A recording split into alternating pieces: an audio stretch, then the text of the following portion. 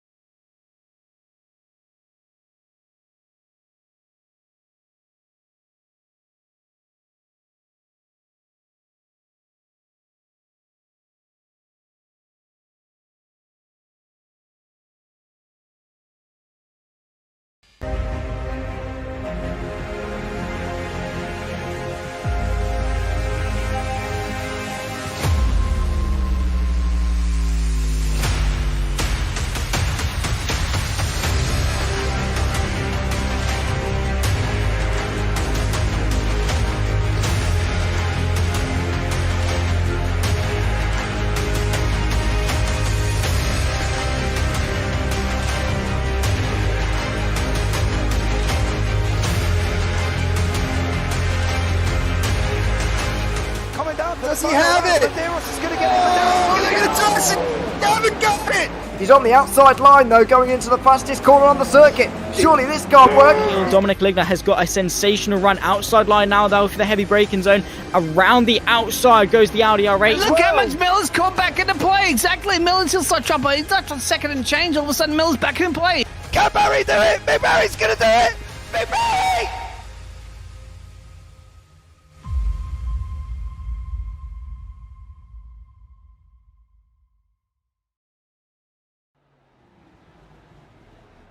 Good evening, ladies and gentlemen.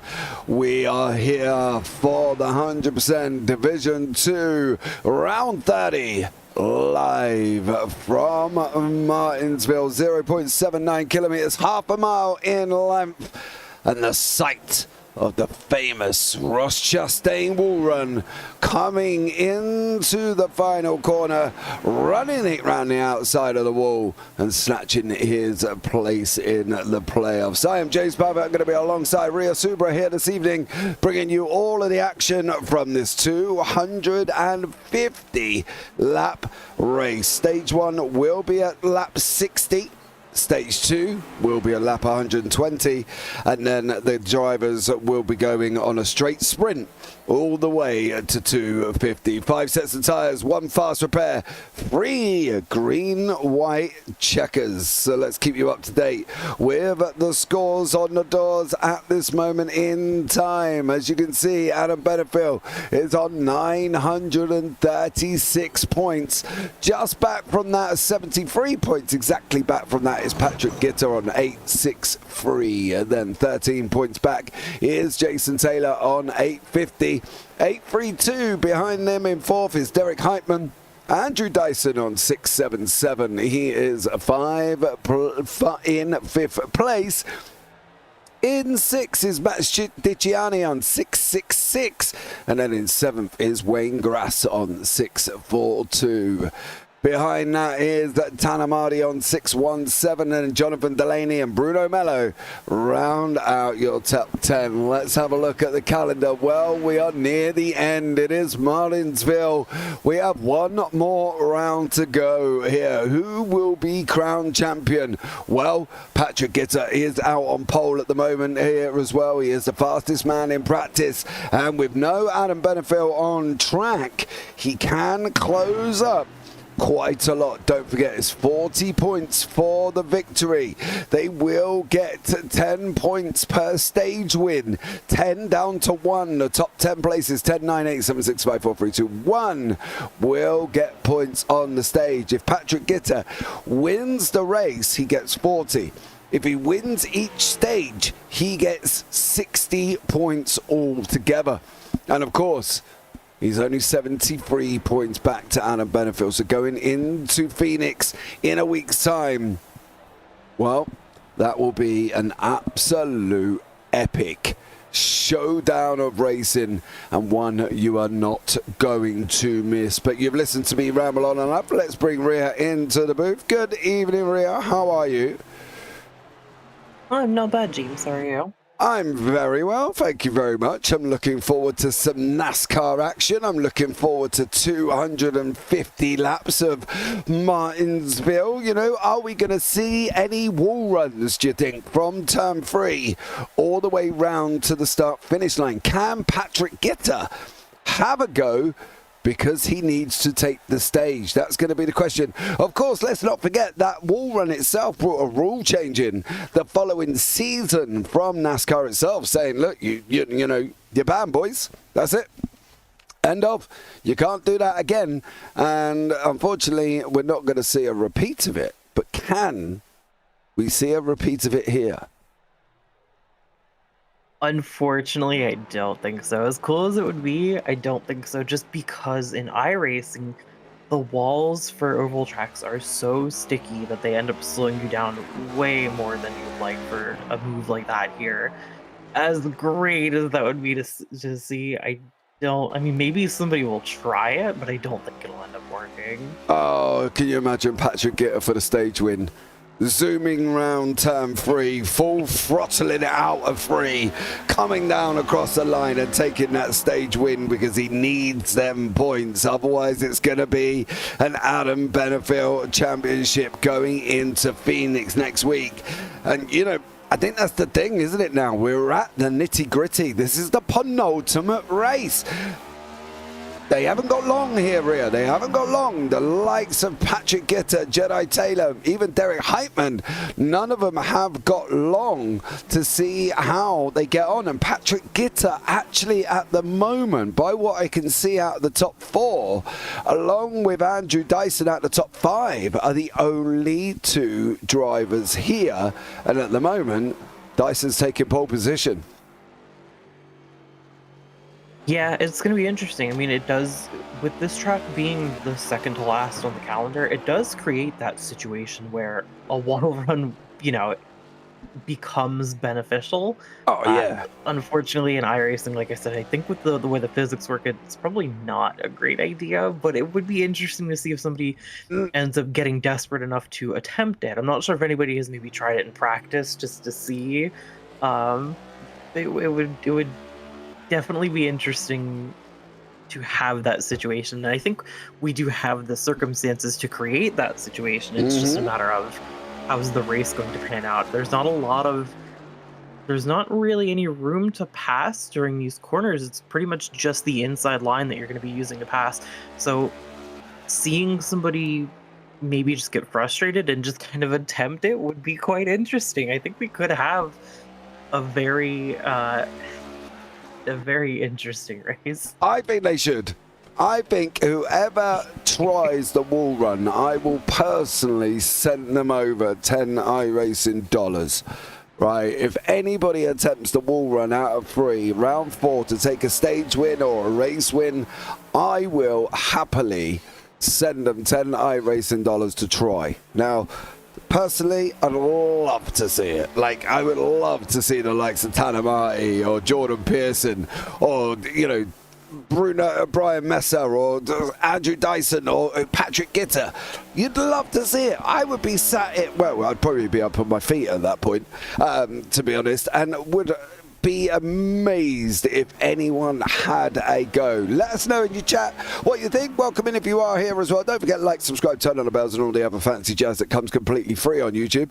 Let us know if you think anybody will attempt a wall run. Let us know down in the comments below as well. If you are watching it back and you are just started, let us know. We will respond and we will have a chat about whether or not anyone had a go. I would love to see it. I think it would be epic. I think if it was for the stage win or the race win, whatever, I think it would be incredible. So let's see what we end up here with and see if anybody tries it. We are coming into the last 35 seconds now of qualifying. Everybody has done their laps. Lucas Hoitzma is out on the circuit as well. He's in the 07 car, is Lucas. Let's see what they're going to be able to do. Do we think, though, it's only going to be low line passing? Do we think we might see a 2-wide situation or a 3-wide situation on high passing? Generally at Martinsville, you probably won't. I mean, you might see people try to push 2 or 3 wide, but the pass is generally going to be made on the inside. They're going to try and force that low line open, and there's not too much to worry about in terms of tires here, so they can really just kind of throw it into a corner if they want. It's really breaking into a corner that's the big problem. All right, let's have a look at the grid. Andrew Dyson is on pole with Patrick Gitter in second, Mark Paget in third, Corey Harville in fourth, Kevin Zosiak in fifth, Jason Taylor in sixth, Wayne Grass in seventh, Nicholas Priestley in eighth, Lucas Hoitzma in ninth, Tanner Marty 10th, Brian Messer 11th, and Jordan Pearson down in 12th. Then you got Randy Drumhiller, Damaris Hinkenbottom, Ben Tracy, Cameron King, Dave Hoitzma, and Daniel Llewellyn here to round out the grid of 18 cars on the block. 18 drivers are tackling Martinsville here tonight, Rhea. Are we going to get a caution fest? Are we going to get clean running? Do we think we can make 60 laps of stage 1 without a caution? It's hard to say. These drivers are generally pretty good. They keep their noses pretty clean. However, at Martinsville, it's very interesting because if somebody does have a crash that ends up taking out even a couple of people, it's a very narrow track. There's not a lot of room to avoid crashes. And if somebody gets spun around 180 degrees, it's going to be a matter of, are they patient enough to wait for the opening, or are they just going to try and flip the car around as fast as possible and cause more chaos? Because again, with the track being so narrow, you don't have much room to really do the turnaround until the entire pack is gone. So you're going to end up basically a lap down. No, we don't want to see that.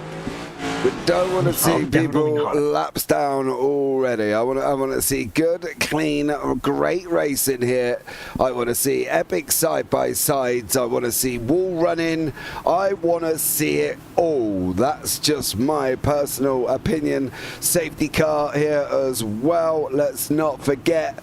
So let's see what happens here this evening to see how this goes. Don't forget, we've got some drivers in from the actual Cup Series, which is what this will basically lead on to. This is the qualifiers for the Cup. This is almost like the qualifying stage for that one. So we'll see if we can get any one of them wins. Obviously, they do come out and have a good old practice and see what happens. If you've not subscribed already to go and watch the Cup Series, check out this one, guys. The 100 Cup Series on YouTube, and that will have all the action tomorrow night. But the pace car is gone in. Dyson, Gitter, Harville, Paget, all of these drivers, you can see their line of cars going around now. Oh, he's bolted already.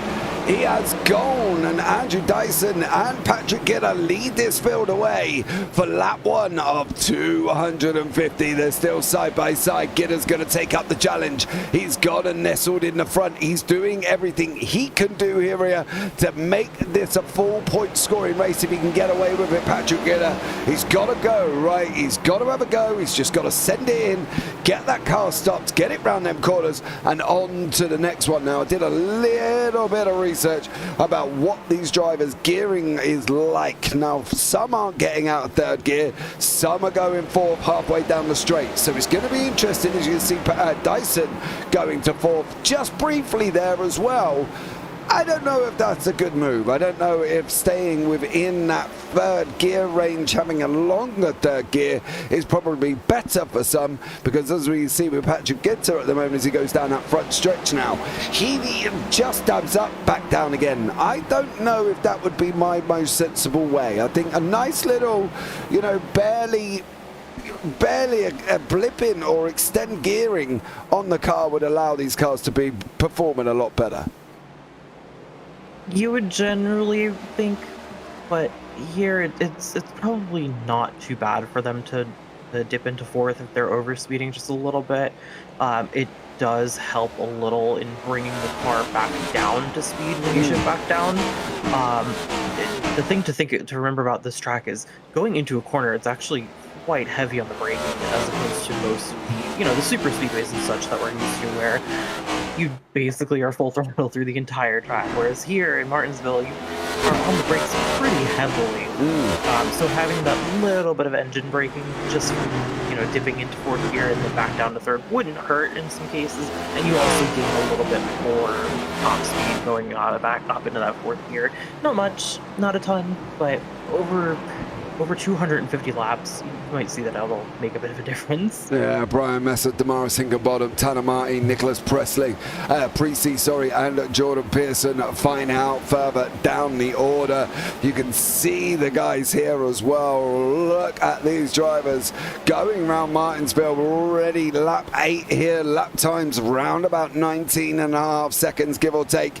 Not seeing any dangerous overtakes currently at the moment. Zosiak has not moved. The only man has really made a move at the moment is Lucas Hoytsma, and he's going once more. He's looking for that inside line over Zosiak here. It does make it through, and Hoytsma now up 4 on the day. That's going to be a man on a bit of a mission here, and I think he's trying to have a good old go at trying to move his way up into that lead group almost. He's got about a 2.5 second gap back as Hoytsma, so he's got to be trying something to try and get back onto that lead field. Drafting, I don't think it's going to matter here. We're not long enough, right? I don't think it's going to play a massive part. To be honest, yes, you're going to get a little bit, but by the time you end up catching up anyone here, you're just going to, well, not really go anywhere. Yeah, it's definitely not really a long enough track to gain much of an influence from that draft. It's also because the sloping, there's no slope on the straight, and the curves, I believe, is 12 degrees. So there ends up not being a lot of tire wear either. So that's why you see people like Hoytsman doing quite a bit of a heavy push right now. It looks like we also have Pearson up 3 positions as well. He's 9th right now. But you may see a couple of people early on push the car quite hard because there's not a lot of tire degradation to worry about. It's more just the heat, especially on the rear tires. You're going to overheat quite quickly, and then you just have to be real careful getting on the throttle coming out of the corners. That's going to be a problem throughout most of the race. They do cool down pretty quickly, but when you're braking this heavily, they heat up very quickly as well. So it's going to be a lot of keeping that car under control. As Whitman goes for another pass, forcing that inside line quite well. He's actually doing some very, very clean, very not aggressive, but calculated passes is the word I would yeah, I think that was where we need to keep an eye on that one. I think for Hoytsma, he's now just going to get pushed forward. You know what I mean? He's got 2.7 seconds to get to Mark Paget. Paget's just going to bottom of your screen now. You can see Hoytsma coming through. And unfortunately for Daniel Llewellyn, it looks like he may have had a little bit of a moment here. Where are you, Daniel Llewellyn? Did say he's had an incident, but I'm also wondering whether or not he's just... Nope, he is there. Is Llewellyn. What does he get himself up to here? Okay. Nothing drastic too bad there for them. We will be able to keep this race up and running. Patrick Gitter out in front with Andrew Dyson now tucked up right behind him. Stage break at lap 60. Gitter's still got 43 laps here to hold Dyson back. I think that's going to be the problem for Gitter, is holding Dyson back, isn't it? You know, he's got a long way to go here. He needs a maximum. He needs the 60 all the way through. He's got to take the stages. He's got to take the win to move up, to give himself a shot in Phoenix. And I think that's one of the things that he's got to be on his mind. It's not going to be drastic for, Andrew Dyson. I'm not going to say he's going to be within touching distance of being able to take it, but the more opportunity and the higher he gets, the more opportunity and the more things can happen. So, it's going to be interesting here, especially with Taylor, who at the moment, he needs to be a little bit higher than 7th to basically capitalize on the fact that Adam Betterfield's not here. Betterfield is not here. He needs to, from Taylor's point of view, he's got to look at trying to get up the front. He's got to look at trying to take stage points, take whatever he possibly can get here for Jason Taylor, because it's going to be important when it comes to Phoenix next week. No Betterfield. You've got the opportunity to take a chunk of points out of him right now. You might as well try and use it as much as you can. Yeah, for sure. But on the flip side, you have to also think about he doesn't want to overdrive the car and risk putting it into a wall, especially here, because that's basically not the end of your race, but it's definitely not good for it. So I think a little bit of patience will go a long way. And I know I say patience pretty much every week because it's a really big thing in NASCAR. You do. I do, but yes, having driven road and oval, I feel like it's much more of a skill in oval. It really pays off towards the end of a race. But yeah, I think Jedi Taylor might just need to. It might actually be right now just kind of pacing himself, making sure he's not pushing the car too hard. As we already saw, Daniel Llewellyn did. It looks like he may be out of the race. I'm not seeing him back he's still out on the track. Well, I've got him as a lap down. I don't think he's running though, mind you, so I think he is out here. The interesting thing is, if you watch the gearing on Taylor, you can see just as he comes round here, he starts going up on the throttle, and then he goes up into 4th there, and then back down again. Right, so he goes down coming into the corner. The difference with the ever-flying Lucas Hoytsma is he redlines that 3rd gear. He doesn't utilize the 4th because maybe from him he doesn't see the point of utilizing that 4th gear. He just redlines the 3rd straight away. In we go again. 19.46 on the clock as his best time. 19.83. Paget with a 19.63. So what is Paget doing in the car that Hoytsma's not doing at the moment? Is Paget going up into 4th? Nope, he's redlining the 3rd. So there's a different form of gearing, there's a different form of strategy these guys have got at the moment, because we can have a look at Gitter, and well, keep an eye on that because he didn't actually do it in that turn. He normally was going flicking into fourth and then coming back down again. There you go. Now he comes back down again. It's a very brief flick, and I think the fact that Paget isn't doing it, Hoytsma's not really doing it either. Dyson is, but then again he's utilising Gitter in front of him. So at the end of the day, the fact that obviously Hoytsma, Paget aren't, and they're the only two out of the top four that aren't, who's doing it right? I think that's the thing. Who has got this bang on here at Martinsville to be able to get that gearing right, to be able to get this car hooked up properly, to be able to get everything where it needs to be, because this car needs to be a complete car underneath these drivers. Otherwise, Martinsville's going to be horrendous.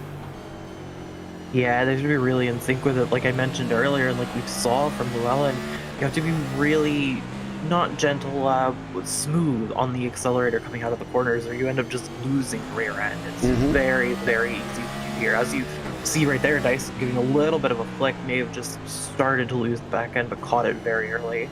I think it's possible that Dyson may be shifting up just because he has a little bit of overspeed from being behind a car. There is still a tiny bit of draft, but it's not all that powerful. You just end up, like you see, getting a little bit more speed and over-revving. You see it dip into that red line for a moment, and it might just be a little bit more beneficial to tap up into fourth and then shift right back down to third.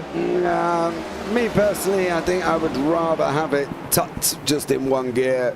Lift coming into the corners. Obviously, there is going to be a certain amount of braking going on with these guys as well. They've got to try and get these big, heavy machines stopped and get them running. Zodiac here with Harville and also Taylor.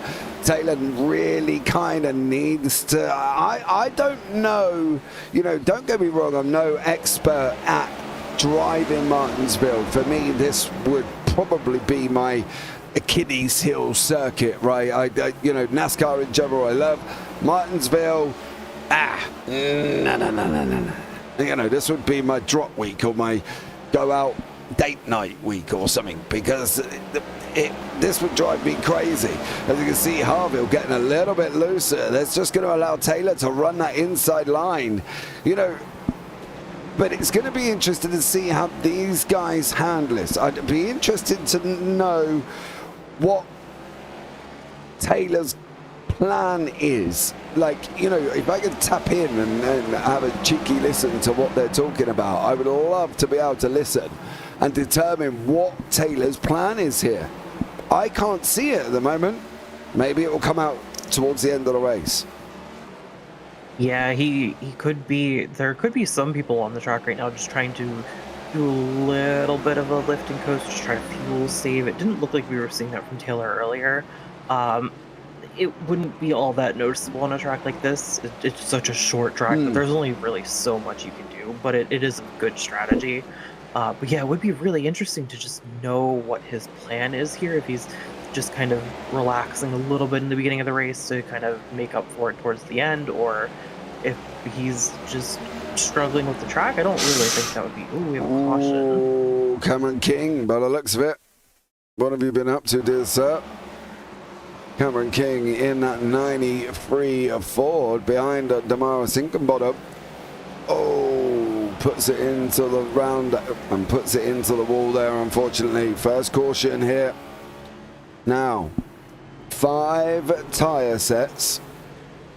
Are we going to see people diving in? Hoytsma's in, Taylor's in, Pearson's in, Grass, Marty's in as well. What's Damaris Ingerbottom going to do? He's going to go round again. What about Lucas Hoytsma? He's not there yet, so let's see what everybody does here. Caution 1 on lap 36, and that was Cameron King who put it into the wall coming off what looked like the exit of turn 4. So unfortunately for King, not an ideal start, but to be fair, first caution and we're on lap 40, well, practically lap 40. I'll quite happily, take that, I think. And some of these guys would probably quite happily take that as well. Yeah, and especially considering the caution was really not a bad one. It was one car. It definitely could have been a lot worse. Yeah. It could have been the entire field very, very easily. I think that's the thing, isn't it? When the entire field is close together and you're on Martinsville and, you know, you haven't got a lot of room and all of this other drama that can take place here. I think, you know, I don't know if a one-car spin that's just nose-tailed the wall is completely necessary of a caution. Maybe that's because I'm not in a car. Maybe that's because I'm not Cameron King and I'm not saying I need a caution to make sure I don't do myself any damage. But me personally, nah, I don't know if I'd caution now. Yeah, I was kind of thinking of calling it a little preemptive. However, it could be more that they saw the potential for a bigger wreck, which is definitely possible. And they may have just pulled the trigger just to make sure that it didn't happen. Because as interesting as crashes are to watch, coming out of the crash, you then realize that you've just lost half the field and the race is a lot smaller than it just was. So maybe a little preemptive, but for the track, not necessarily a bad call. No, I think that's the thing.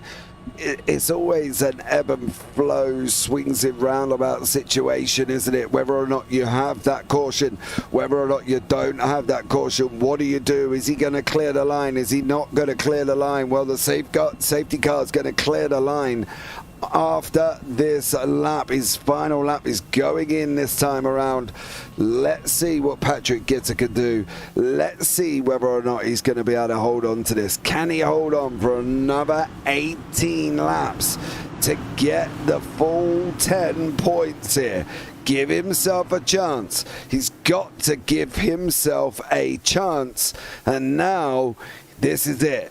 This is where we're going once more. Gitter's already gone. He's already led the field away. He's not waiting any longer. He has done what he needs to be here at Martinsville for the 100% Div 2, round 30. One round left for the finale at Phoenix. Gitter, Dyson, Pagic, Zodiac, Harville, and Jason Taylor. Your top six at the moment. They're all within sight. Taylor and Gitter. They need to be pulling points out. Let's see what they can do. Side by side, further back as well. Their big puff of smoke coming out. Jason Taylor at one point was running side by side there with the number 28 behind him of Jordan Pearson. He's cleared Jordan Pearson. He's now going after Corey Harville. Great opportunity for Taylor here. The field's bunched back up again. They've all squashed. That nullification has happened. 15 laps to go for Taylor. Put himself in a good slot so far. Sorry. Yeah, and right now would really be the time to put the pedal to the metal, try and start making up a couple of positions. So, kind of surprised he hasn't necessarily gone for it. I wonder if maybe he is just pushing and just having a bit of difficulty with the track, because it is a very rough track. It is not, like I said, it's very atypical from what you're used to with most of the tracks, where it's either full throttle all the time or very close to it, whereas this one is very heavy braking, very precise, and very smooth throttle coming out. So I wouldn't be surprised to see some of the more experienced drivers even having trouble here. It's very possible it's what we're seeing, although Taylor is up another position, so could still just be holding back a little bit, but right now you really don't want to be, especially with how close to stage we are. I agree. He's sitting in fifth at the moment, of course, is Jason Taylor. So, you know, he's still going to score 6 points. Patrick Gitter, if he takes the stage win, is going to score 10. But you never know what's going to happen. I think that's the thing with these cars. This is the thing with this series. That, you know, you never know what's going to happen. Let's see what they do as we go on to that front left of Corey Harville. Going round now, turn 3, 4, out we go down that front stretch, over the line once more. There is another one gone on caution on lap 50, and this is why Brian Messer in that 53. Whoa, okay, fair one. Yeah. Wow. Wayne Grass just... yeah. Unfortunately for Wayne Grass, at the wrong point, there was a nice little internet spike there, and it caused, unfortunately, that little incident. Nothing you can do about that. Oh no, it's like a magician, isn't it? He just comes out of nowhere. What are you supposed to do with that situation for Brian Messer? He can't do anything. He's behind Grass. Grass has just let through there, and boom, there he goes. Round he goes, and the 29's into the back of him as well. So, you know, which was Tanner Marty, and then obviously Ben Tracy also got involved. Not a lot he can do. Wayne Grass, there's not a lot he can do either, because of the situation, isn't it? He's not going to get out of that car. He's not going to run and, you know, reset the router mid-race. He's not going to do any of that.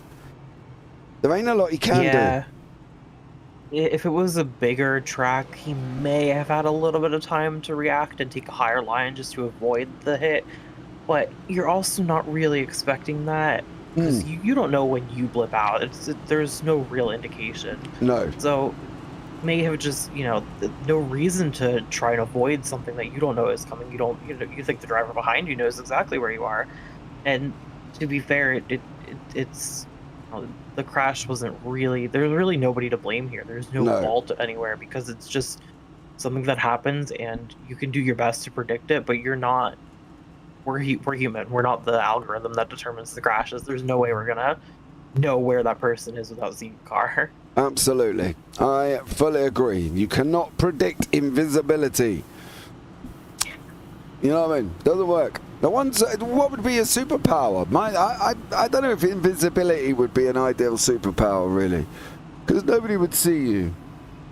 No, I've always stuck to flight would be the best one, because you can get everywhere faster. You can do it for fun. There's no way that flying isn't just fun to just do. And you wouldn't need an airplane. You didn't have to take a plane or anything. No, but how would you get your suitcase there? You just carry stuff.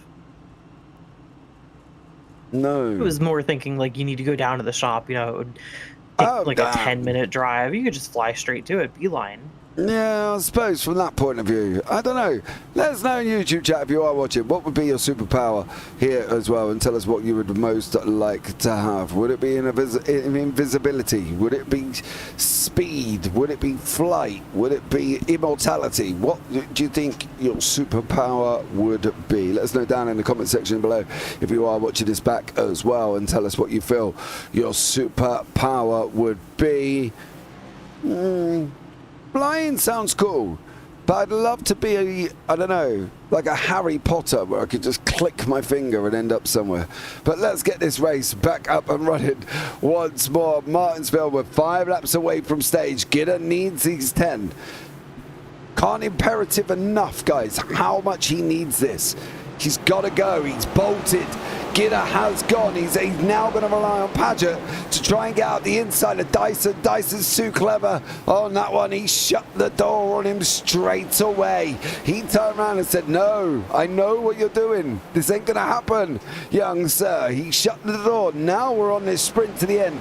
4 laps to go in about 80 seconds time. We are going to find out who's going to take stage. And I've got a funny feeling, but this man that needs it could end up taking it there as well. And Patrick Gitter, I think, is going to get this stage win. 57, clicking them off one by one by one by one by one. Damara Sinkerbottom having an, oh no, Lucas Hoisma.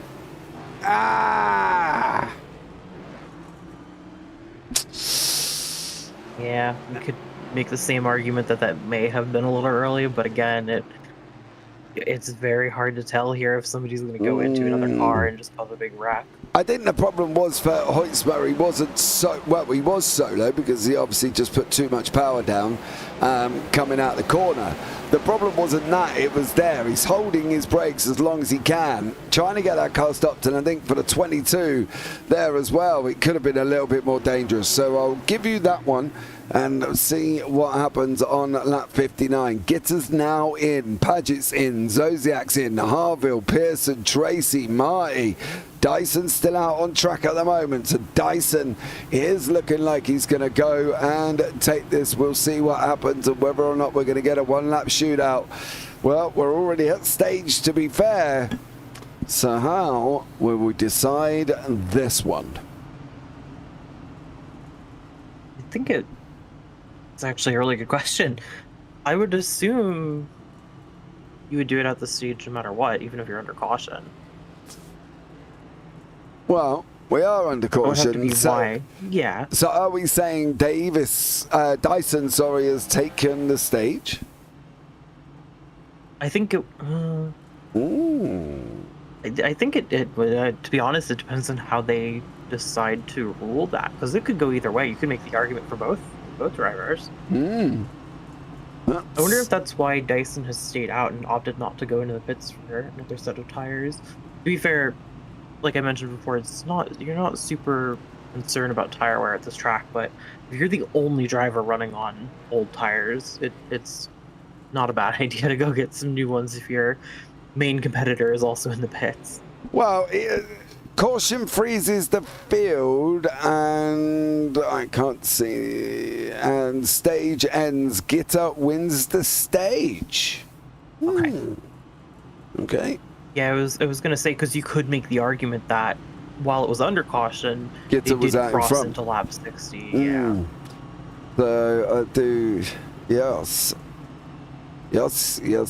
I'll tell you what we will do then. Let's have a chat with Patrick Gitter and see if we can have a little bit of a conflab with the man who is sitting second in that championship here as well. Patrick, can you hear me?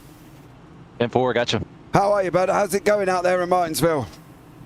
Man, it's going all right so far. I mean, we got a fast car here this week. I was watching Dyson in my mirror. Good bit that run. Yeah. He stepped speed too, so that was fun being up there with him. Well, we are on the understanding that you have taken the stage break, right? So that's 10 points along the line. No benefit here. Do you think you can get the full 60? Can you get the stage win and 2 stage wins and the race win? Man, it's going to take a lot of grit and consistency here at Martinsville. It's possible, but I got to have a little bit of luck to make that happen. All right, bud. Well, listen, you're going to get back underway. I'll drop you back up there as well. Have a good one, buddy, and I'll speak to you after the race, hopefully. 10-4. Appreciate it, guys. No, there we go. I've got to shift Gitter into about 4 different rooms here before I can get it back to where he was. There you go. He is back in there. We are going to be back up and running once more here as well. Jason Taylor is going to lead the field. We're going to be green. Dyson's gone. Dyson on the inside takes that lead.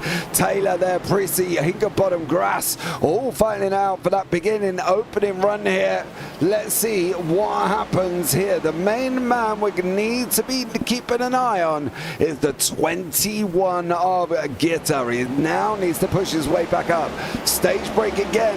Next stage, lap 120. So Gitter, from his point of view there, has got time to get there, right? He's got time to get his way back up through the field, and he's trying to do that as best he can.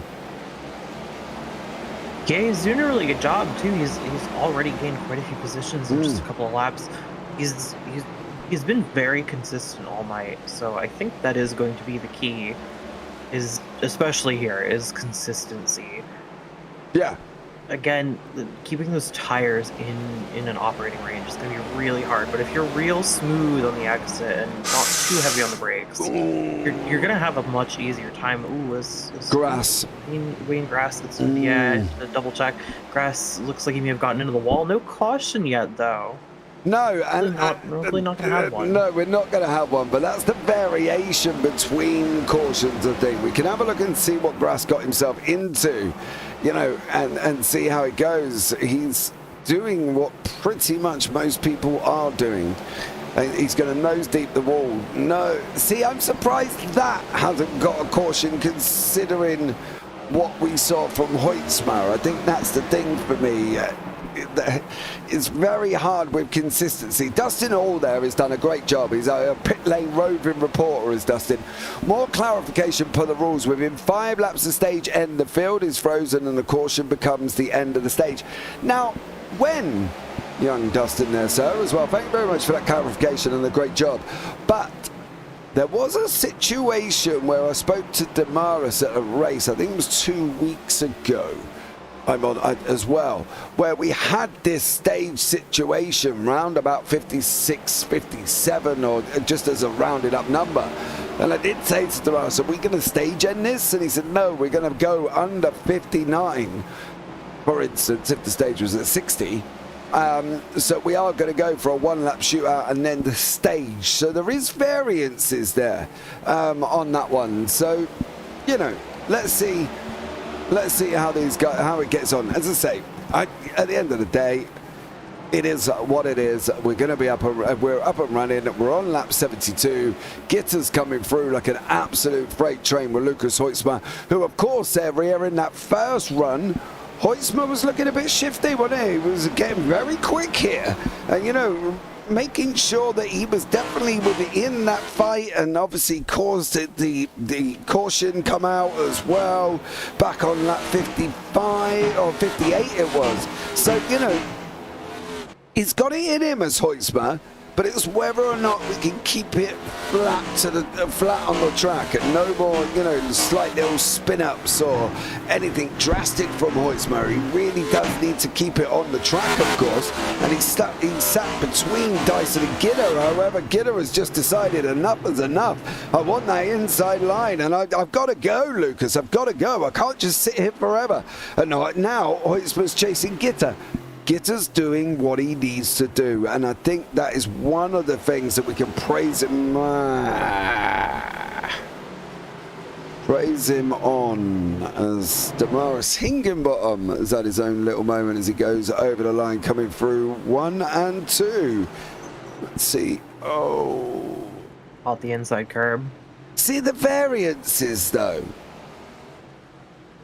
I think it's because they tend to go the ones. Well, I was gonna say the ones that we see caution for, they seem a bit more out of control. But even there, it did seem like worst case as he was going into the pits.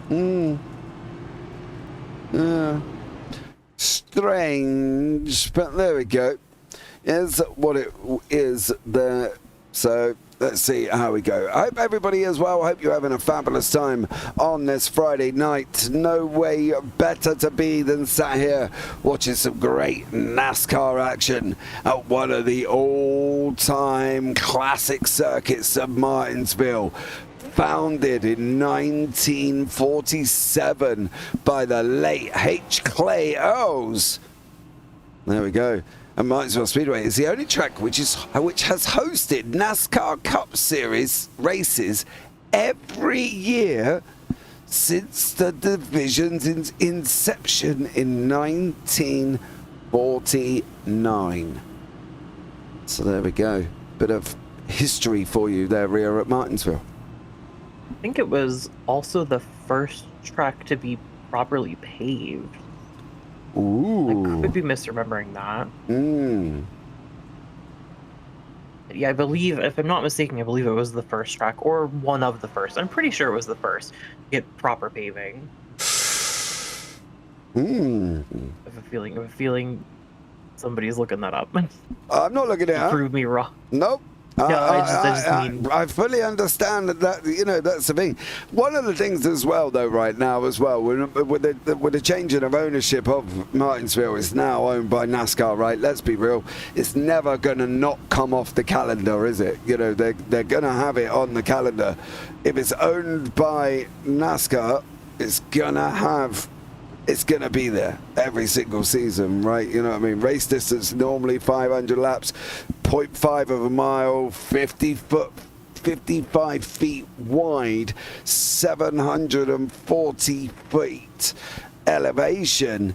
You know, there's a lot to Martinsville than what people think. You know, we look at it and go, oh yeah, it's just this, it's just a circle, just do this and just do that. And there isn't quite that, is there? There's a lot more to it. And I think that's one of the things that people probably don't appreciate for Martinsville is the nature of this classic oval, I suppose.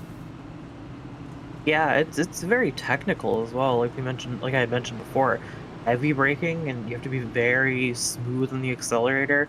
It is very different to most ovals. You're well, depending on the league. For NASCAR, for the Cup cars, the next gens, it's very different. If you're used to running the smaller cars, it's pretty typical. Well, as they're coming out now, we're going to get up and running on lap 80. Dyson, Gitter, Hoytsma are the 1, 2, 3. Dyson's now bolted. Gitter, you were late on that bolt. I'm not going to lie, there was a rush of acceleration after he's managed to close that gap back in to Dyson once more as these guys come down the back straight. You can see them all there as well. 17 cars around Martinsville. Do you know what though, right? I think with the fact that, you know, there are 17 cars here, Jason Taylor's starting to make his way move up as well. I can't see Martinsville being very clean within that 30 to 35 car range. I think that could probably cause a little bit of a problem here at Martinsville. We probably would have been a lot more cautions deep than we already are of the 4 forced cautions as such. You know, so I think for this track, this number is pretty cool, and Taylor is trying to move his way up. He's in exactly the same position where he started. Don't forget his championship standards as well. He is sitting 3rd at the moment, so he's got to make sure he's also capitalizing on points at that point as well. Let's go 92. Corey Harville sitting here in 9th place, down 5 places at the moment from where he was originally at the beginning, but we're now only on lap 85. We've got a long way to go still. There are a lot of racing, a lot of half miles are going to spin by. There's still loads that could happen here. Yeah, we're not even halfway through the race yet. We've had 4, as you put it, 4 forced cautions. So they've actually been quite tame in terms of cautions. I agree. Just 1 or 2 car incidents that haven't really put anybody out of the race. We do have Daniel Llewellyn is out. It looks like I haven't seen him back on the track. Yeah, he's out. Yeah, I think that was pretty early on. I wonder if it was more just, you know, I think we have a bit of a smaller field because of the track we're on. It's not small, but we are missing a couple of drivers. And I wonder if it is just because the track is very, as we said, technical and very different. So there people are just kind of using a drop week and deciding, you know what, this is going to be a mess. I'm going to sit back. Yeah, I'm partial to that as well. Gitter and Dyson running side by side, coming into turn 3. They are now coming on the exit. They're still side by side, these 2 gladiators of this series. Gitter, Dyson trying to get the maximum as they can here tonight to try and make sure they close up that gap on Adam Benefield. Still running now. Gitter takes up the manual. Now he gets his car in front as well. Can we see a Gitter triple crown? Do we think we're going to see the stage wins, the victory that he needs to close some points up on Benefield? I think he has a real chance at it. I think the way he's been driving and how consistent he's been, it's I don't want to say it's likely, mainly because anything can happen. Yeah. But if anybody were to do it right now, it would definitely be Gitter. I don't, like I said, I don't want to say it's likely just because A, I don't want to commentators curse him, and B, that Zach and this isn't real, and B, because it's such a small track that any mistake is really amplified. I don't want to just say that anybody has this in the bag when it's so technical and so I'm trying to think of the word for it. It's very I mean, difficult is probably a good word. I didn't want to say difficult, but it's probably a really good word for this track, to be honest. I did wonder how long we were going to have the word for there. You know, I thought it was going to come out a lot quicker. Yeah, I think you've hit the nail on the head, right? You know, if it is in conjunction to most circuits that most people would associate with NASCAR. Now, obviously, if you're a die-hard NASCAR fan, you look forward to tracks like this, and Nicholas Precy is probably not looking forward to this form of a track. Has he done whatever? Oh no, that was Taylor.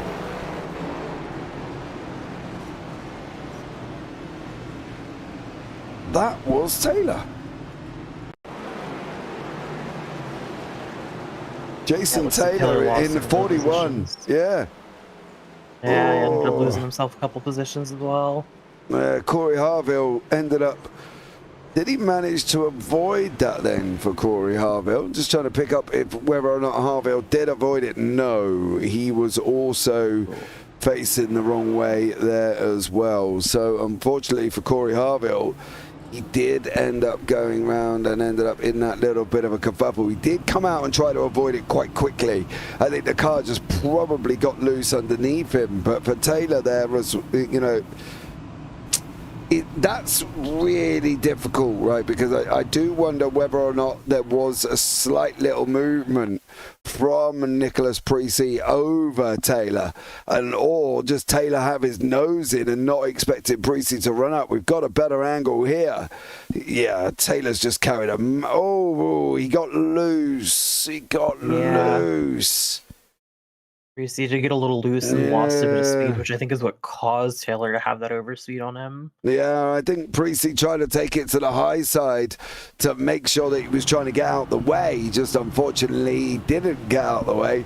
And Taylor was trying to also go to the high side as well. So it's a bit of a tough situation there for these guys to try and, deal with that when it happens directly in front of you. I think that's the thing, isn't it? You know, directly in front of you is always very difficult.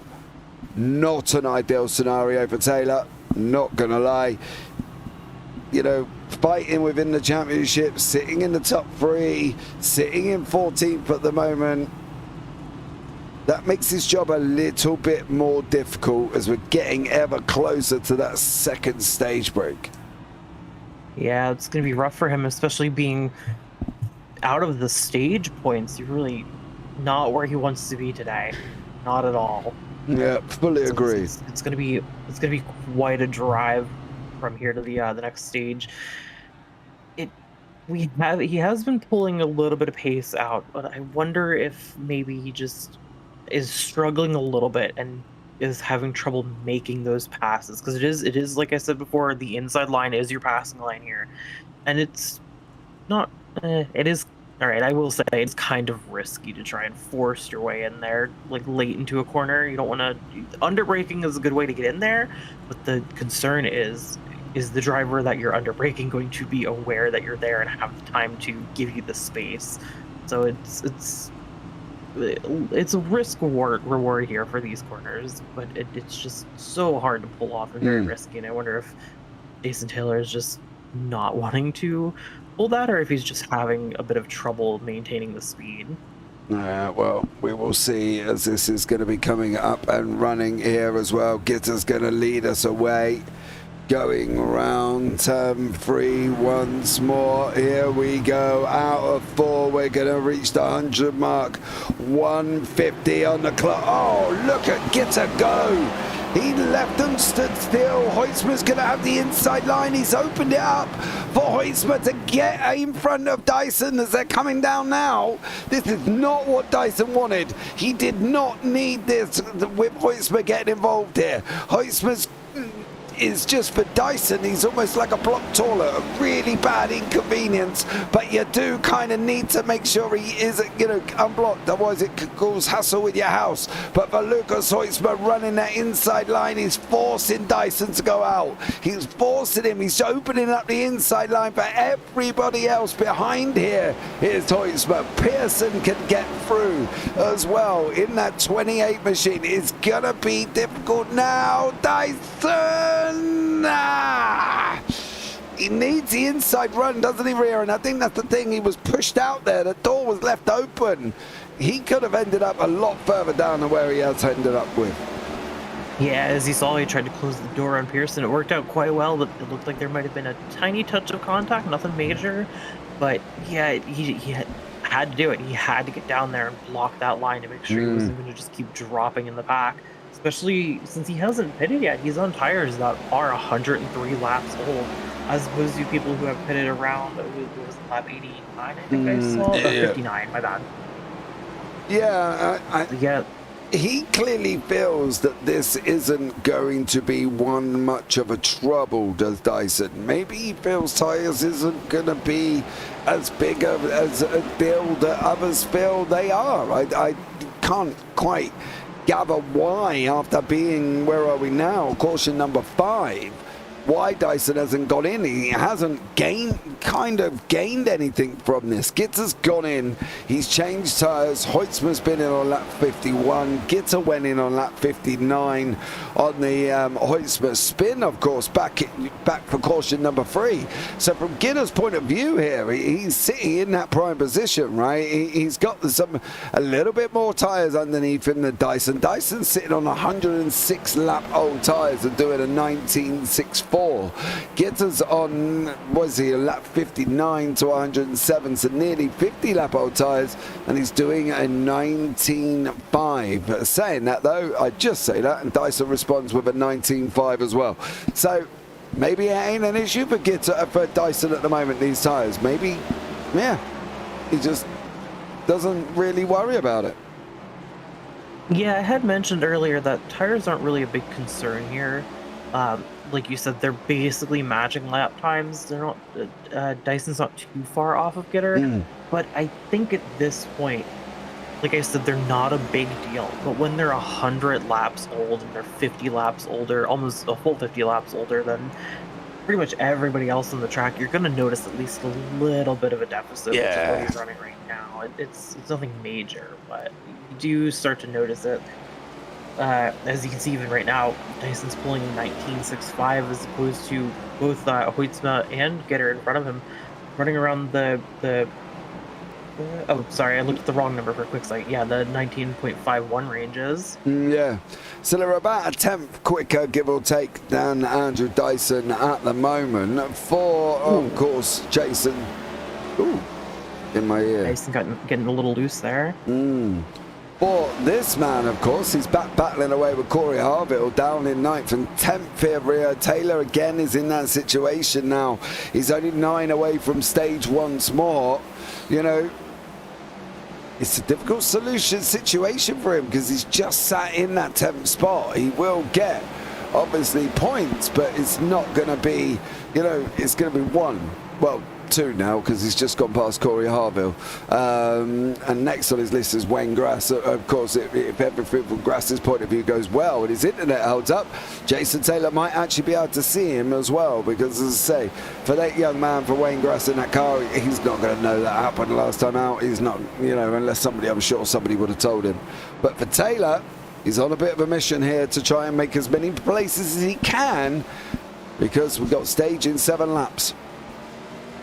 Yeah, he's been doing a good job too. He caught up to Grass real quick. I wonder if he's gonna. It looks like he's gonna make a move right here, going on the inside. Ooh, severely under braking.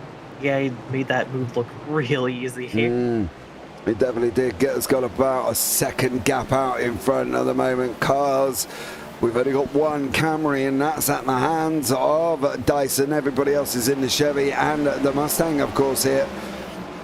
Either car, I'm sure, is going to be doing really well.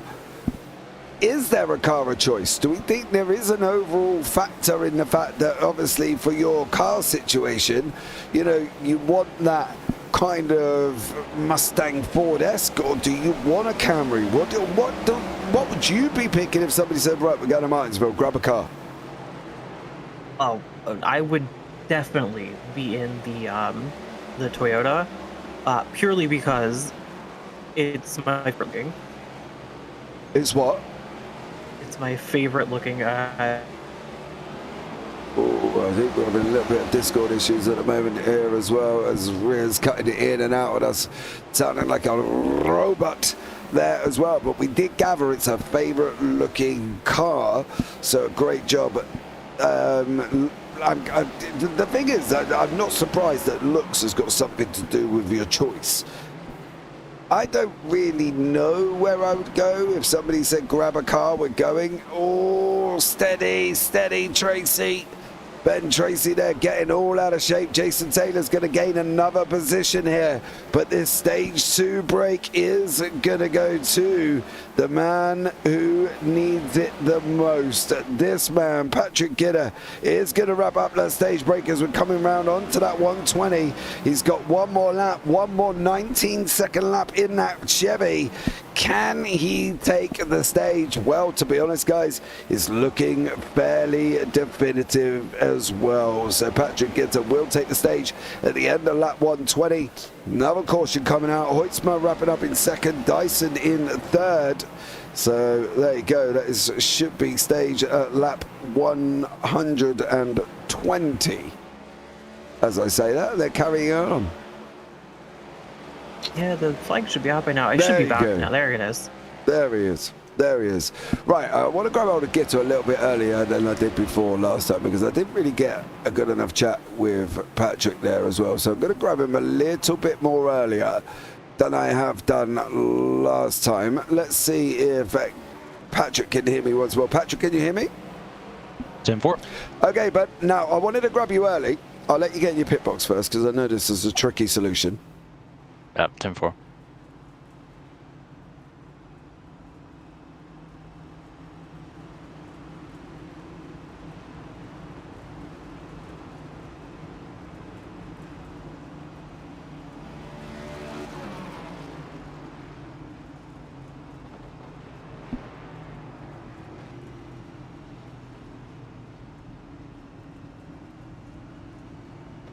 Nailed it. Good job, bud. Well done. Right. Didn't really get much of a chance to have a quick chat after stage 1. So you're 2 for 2 at the moment, mate. Are we going to see the Patrick get a triple crown? Man, I hope so. That's the plan anyway. This track is so dependent on who you've got around you, what the cadence is with cautions and timing and things like that. So it'll be interesting, man. I think I've got the car to do it. I think it's just going to be a matter of decision time with cautions, when you take tires, when you pit, late race, things like that. Yeah, how is the tyre wear generally around here? You know, we've seen Andrew Dyson, he's literally just had his first pit stop on 122. So is tyre wear a big issue, do we think? You know, I think it depends on the caution cycles. I mean, if you get some longer green flag runs, I think you start have to considering, you know, if you get a longer run, do you take pit stops in like a mid-run caution or do you stay out? Whereas if you get, you know, caution after caution, you know, every 10, 20 laps, whatever, might not be as important. So, yeah, I mean, it's certainly a factor. It just depends on kind of who you got around you and how the race breaks out, if you have a lot of cautions or hardly any. Yeah, this will give you a good old bump of points going into Phoenix next week with Adam Benefield not here, of course. You know, you take the full 60 by my calculations, and don't get me wrong, you know, I can add up and take away. You're only going to be 13 points back going into Phoenix next week. Opportunities there, surely, for you to grab that championship. You know, I hope so. I think right now it's make it to the end of the race, keep the car clean, at least here, but you know, yeah, it's in the back of the mind, at least setting it up as best I can to give myself a shot at it. Well, look, I think you're looking a great shoe in here as well. You know, you've got a great car underneath you. You've got a great mentality going in. I'm going to put you back in the box. Have a good one, bud, and maybe we'll look at speaking to you at the end of the race. Sounds good, man. Appreciate it. No worries. You take care, bud. Well, there we go. Gitter 2 for 2 at the moment. He's doing a stellar job. I think to be honest, Ria, I'm finding it tough for people to get past him, but we'll carry on this conversation once we get this race back up and running. Lap 126, guys. No more. We are not stopping again unless there is a caution. We are now going to go a straight run. Precy runs away at the moment as well. Gitter the left, the open door on the inside. Dyson's going to say thank you very much. Is Gitter going to be able to run that outside line? Is Precy going to be able to stay where he is at the moment? Because, oh yeah, they're hanging Gitter out. Hoisman's tucked in as well. They're almost going to go 3 wide. Gitter's got to run that outside line. He cannot get strung out here. If he gets hung out, Nicholas Precy, I'm not sure if you're in the way, or I'm not sure how to look at this as well. Now Dyson's retaking that lead. Now Gitter's got it. Precy said, no, enough of that. I'm not getting involved with this one. Gitter was going through there, Ria, and he had to go through because he was in that situation from Dyson. If he'd got strung out on that outside line, Hoisman was coming through, and Hoisman was trying to bring Taylor with him. For Gitter, that was vital that he stopped any form of run from Hoisman behind and Taylor from behind that and Marty behind that as well. He had to stop that run. Yeah, for sure. He was definitely getting a little stuck behind Nicholas Precy there. I think it was just not trying to push him too hard, but you could definitely see Gitter on the back of him trying to just give him the hurry up, try to lead him around the corner and give him the better braking points a little forcefully, but you know, in the way that it had to be done without causing a crash. It was a little it was exciting bumper to bumper, to be honest. Yeah, he was just slowing him down a little too much and it was leaving him hung out on that outside line. Yeah, and you saw Hoisman try and come through. I think that was what the interesting thing was. Hoisman was trying to get in that inside of Gitter. If he'd have broken in that inside, Taylor would have come with him. Then he could have lost a position to Marty. Then we could have seen Patrick Gitter sitting where Precy is at the moment, down in 6th place. So it was vitally imperative that restart went how Gitter wanted it to go, and he wanted it to go probably not quite this way.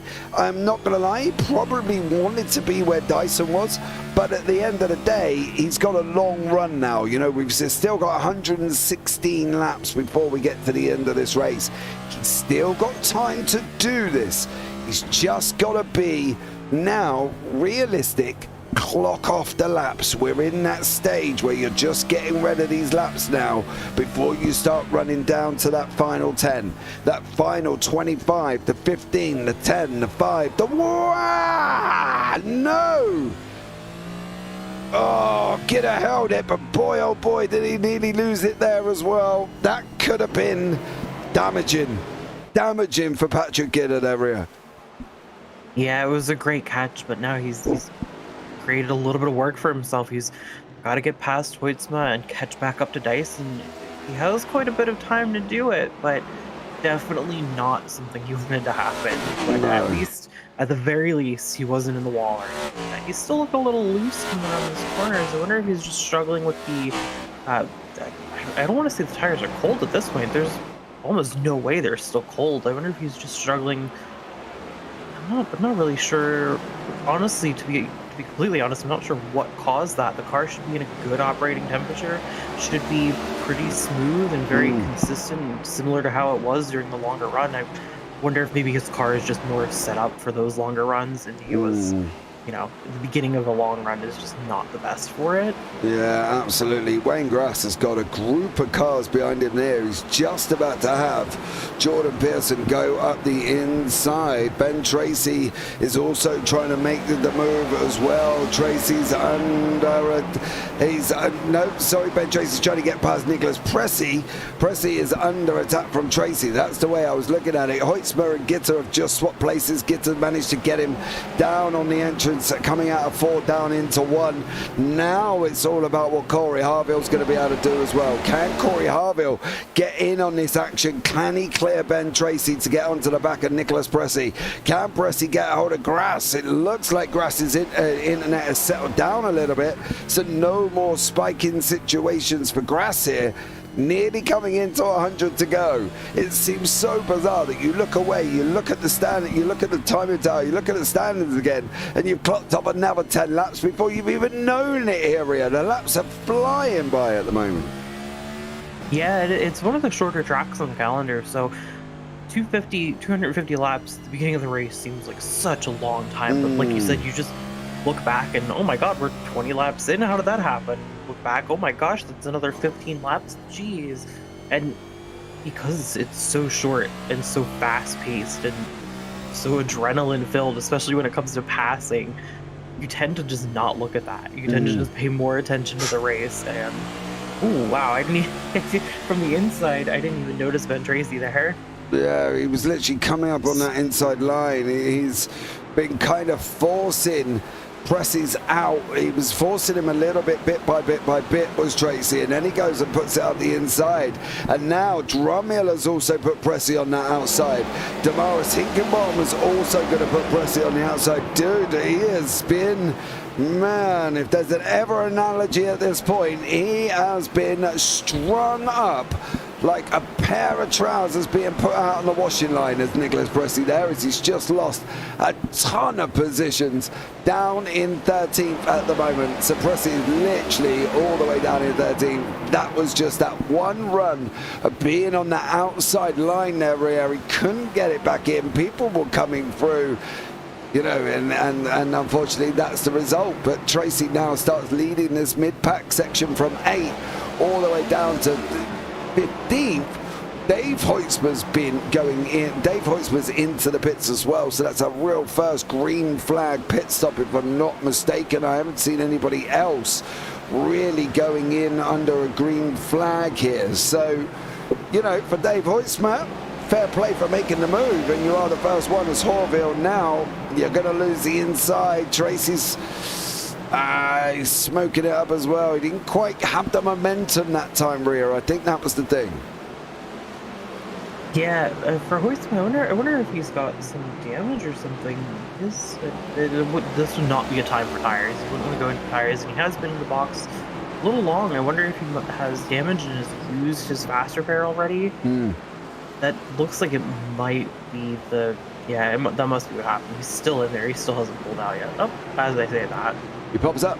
No, actually, no, he's still... Still stationary is Dave Hoytsma.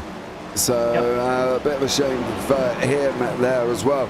Anybody's interested at the moment, game 1 of the 2023 World Series that's taking place currently as well. If anybody is interested in the score between the Texas Rangers and the Arizona Diamondbacks currently at the moment, the score is 5-3 in favor of Arizona. So they're winning 5-3 in the MLB World Series.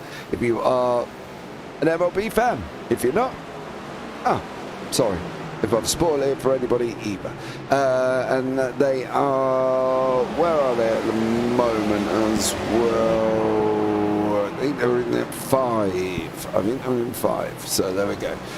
Randy Drumheller, another man here in that 44 machine, trying to produce the goods. Been a difficult one for some drivers. You know, we're starting to see a little bit of a spread now. Gitters slowly losing time to Dyson. I'm not going to lie, I'm expecting that first stage, that first probably green flag pit stops. Dyson seems to be a master at holding his tyres around Martinsville. You know, as we said, he went on, what was it, 122 for his first stop. Is he looking at the 2-stop race? Maybe he's even looking at a 1-stop. Yeah, I was going to say he might be looking more towards the 1-stop, depending on how his fuel has been. I think that might have been the only reason he really had to go in. I mean, to be fair, he was starting to lose time before the stage, so definitely wanted those tires. But I wonder if he was more concerned about fuel at that point.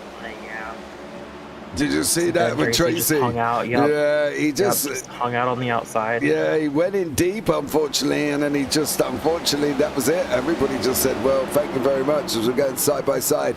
So is the accent Hinkenbottom here as well. Hinkenbottom, well, he's another one. If he's not careful, you got to get it back in, Damaris. You cannot leave it on that outside line. Now Tracy's going to try and come through as well. Big puff of smoke from the 53. Brian Messer behind now. Hinkenbottom again, that outside line. You know, it's such, oh no, Drummiller went deep, and now he's going to lose a couple of positions as well. Slight little errors, kind of sneaking in a little bit here, Rhea. You know, Drummiller's done it, Tracy's done it, Hinkenbottom's, well, he's on the outside. He's going to end up losing places as well. Little errors creeping in round about 158. Yeah, I'm not sure if you noticed it. A couple of laps ago, Ben Tracy locked up his front tires in both, well, all four corners, I should say. Just a couple of, like you said, minor errors just starting to show themselves as we start to get to the later stage of the race. I think it's just more of that endurance feeling of I've done so many laps already, and I need to just kind of refocus, and your brain doesn't just kind of scatter after a little while. You just kind of get complacent. Yeah, I think that's the thing. It's tough when you're driving for so long. What a correction on me World Series thing as well. They're at the bottom of the 8th. So, sorry, I read it quick and I thought it was the 5th, but they're not. They're in the 8th at the moment as well, between Arizona and Texas. So, as I say, you can obviously go and have a look at that if you want to watch some baseball there as well. Gitter still trying to he's losing ton of Dyson here. I'm wondering if the fact that Gitter's got 2 stages, right? So he's got 20 points on the board. He's going to be going, if he settles for second, that's another 35. So 55, yes, it's not 60, but 55 is better than nothing. You know what I mean? He's got to just keep working it at the moment, hasn't he? And I think that's the thing for Gitter. You've got to keep working and working and working and working, because otherwise, you know, it's going to be tough for him. I think sometimes it's better to take some points than no points. And he started losing places to Dyson as Dyson has gone on as well. So, yeah, I'm not saying settle, as we're only on 163. I'm just saying patience might be a virtue here. It's starting to sound like me there a little bit. Sorry?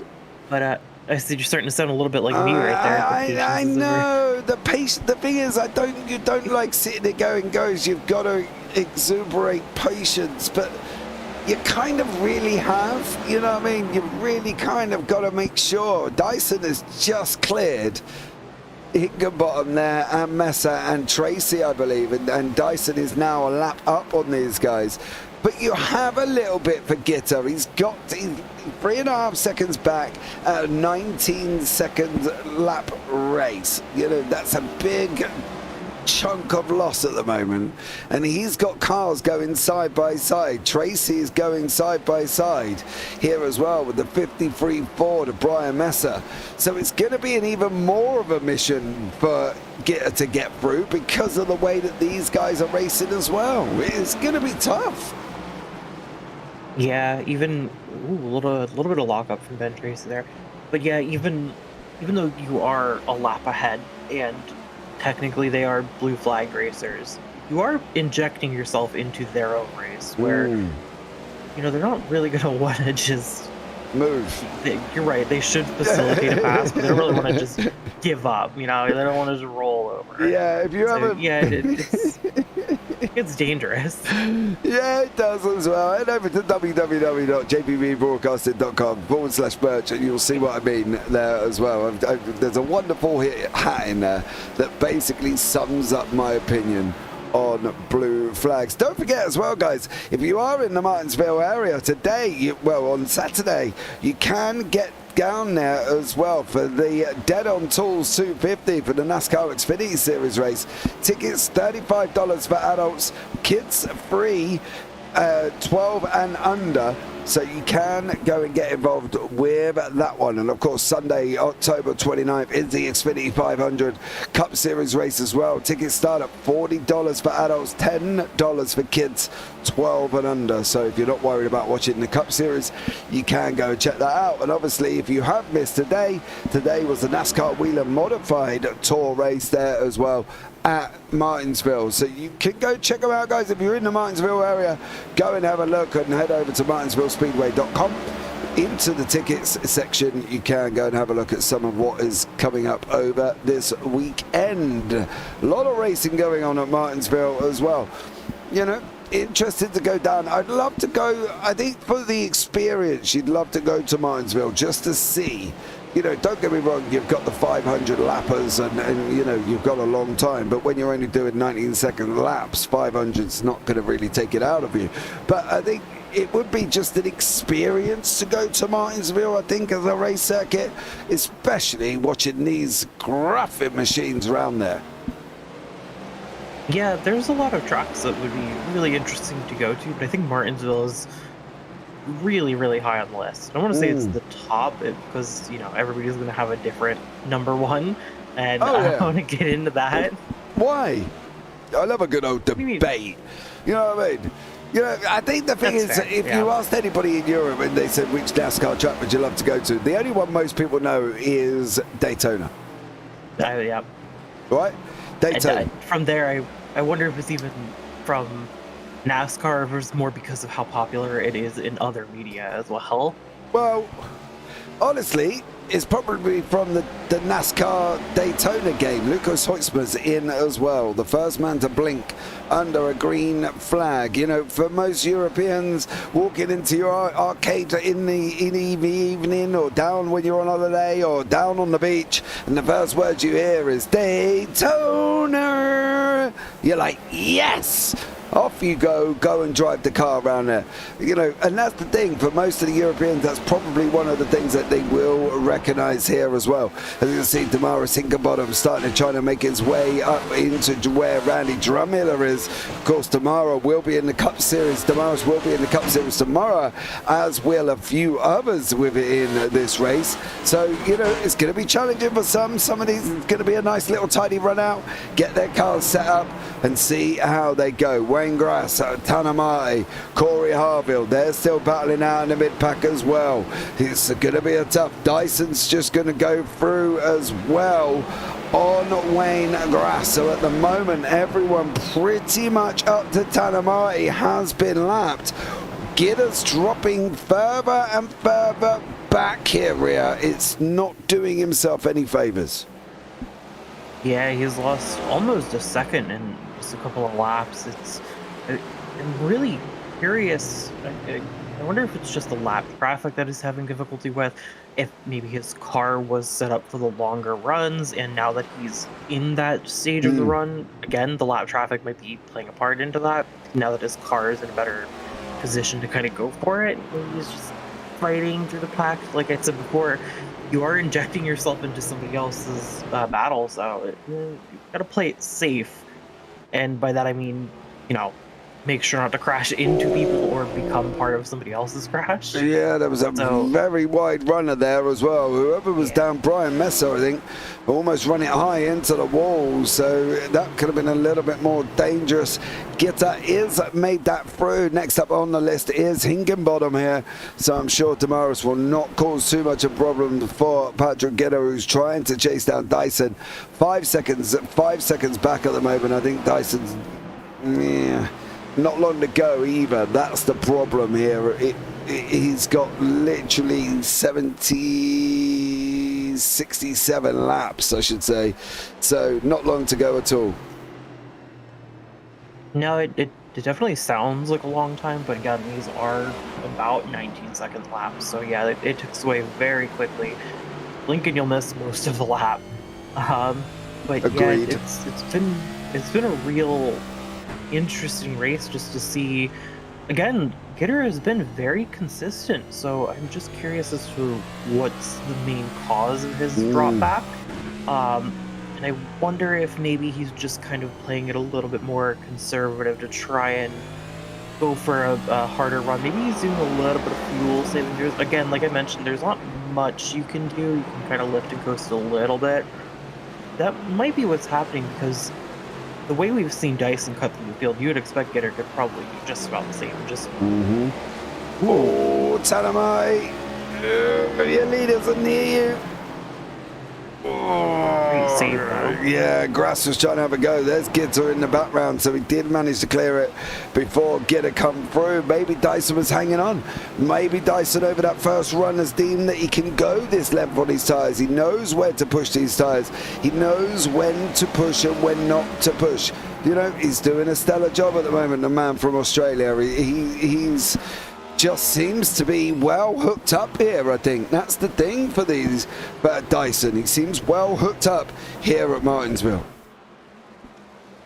Yeah, I think it is worth noting that even though Dyson was in second for most of the race, he was also very consistent and did have great lap times, especially when he was on those 100 and, I'm trying to think, what was it? Yeah, I was going to say 120, but yeah, 122 lap old tires, still managing to keep up with the leader. So yeah, I wonder if he's just been, you know, keep kind of testing it, like running the whole first half of the race is a bit of a test bed to see, can I run these tires this long? Am I going to lose time doing it? And now that he knows, no, I'm fine. I don't even have that much of the race left. Maybe he's just gutting it now. And that's the thing, obviously he took the win last time out at Homestead as well, with Benefield in second and Gitter was in third. So he gained some points over him. That's why he's obviously sitting where he is at the moment, that far back from Patrick Gitter. He's not massively back from him. Dyson's what he is on at this moment in time, 677. Oh, saying that though, he's nearly 100 and something points back, but the more he keeps knocking off these wins, I'm not saying he's going to be there or thereabouts. I think it will be tough for Dyson, but for Taylor is more in that shout to be able to go into next week at Phoenix. I think it's going to be Taylor, Gitter, and Benefield going for it here as well. And just as I say that, Taylor has just obviously been unlapped himself, or the car in front. That's the 0-2 car of Mark Paget here. So Mark going in on lap 123 was his last pit stop.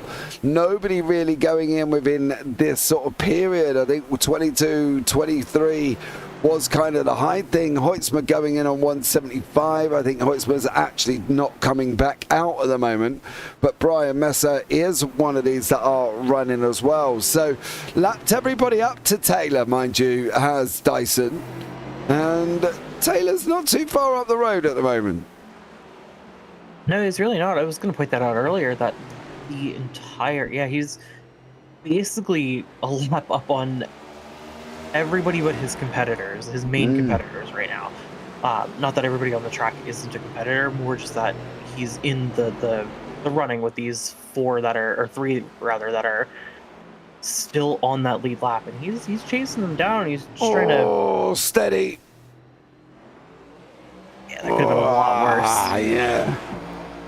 Could have been a lot more drastic there, I'm not going to lie, for Dyson, as that was Nicholas Pressey there as well. Well, we saw on that restart on the last one, boy oh boy, that poor young man in that car got absolutely swamped.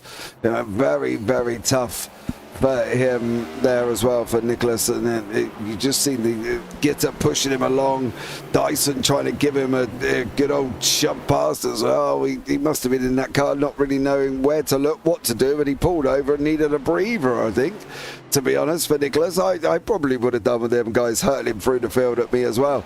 Not far from Taylor. Taylor is literally up the road at the moment, so Jason Taylor is being held on to just on that lead lap.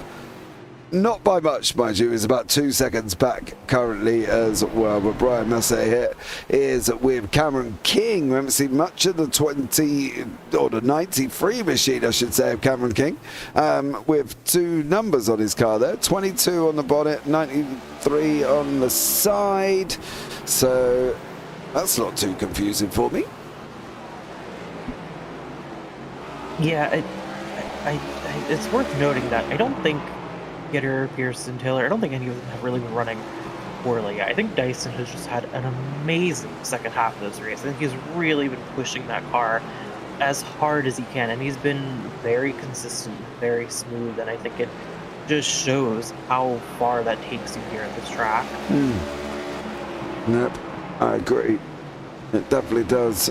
Consistency, keeping it out the wall. I think when you look at certain races, and I think when you look at the official side of races, you know, if you can run an official at Martinsville, you can start at the back and you can just chill, because you know there's going to be calamity, you know there's going to be chaos, you know there's going to be issues for the people in front, and that's the thing.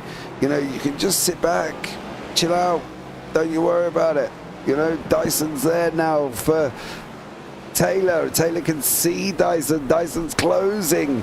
It's just going to be another lap down very, very shortly. Another position.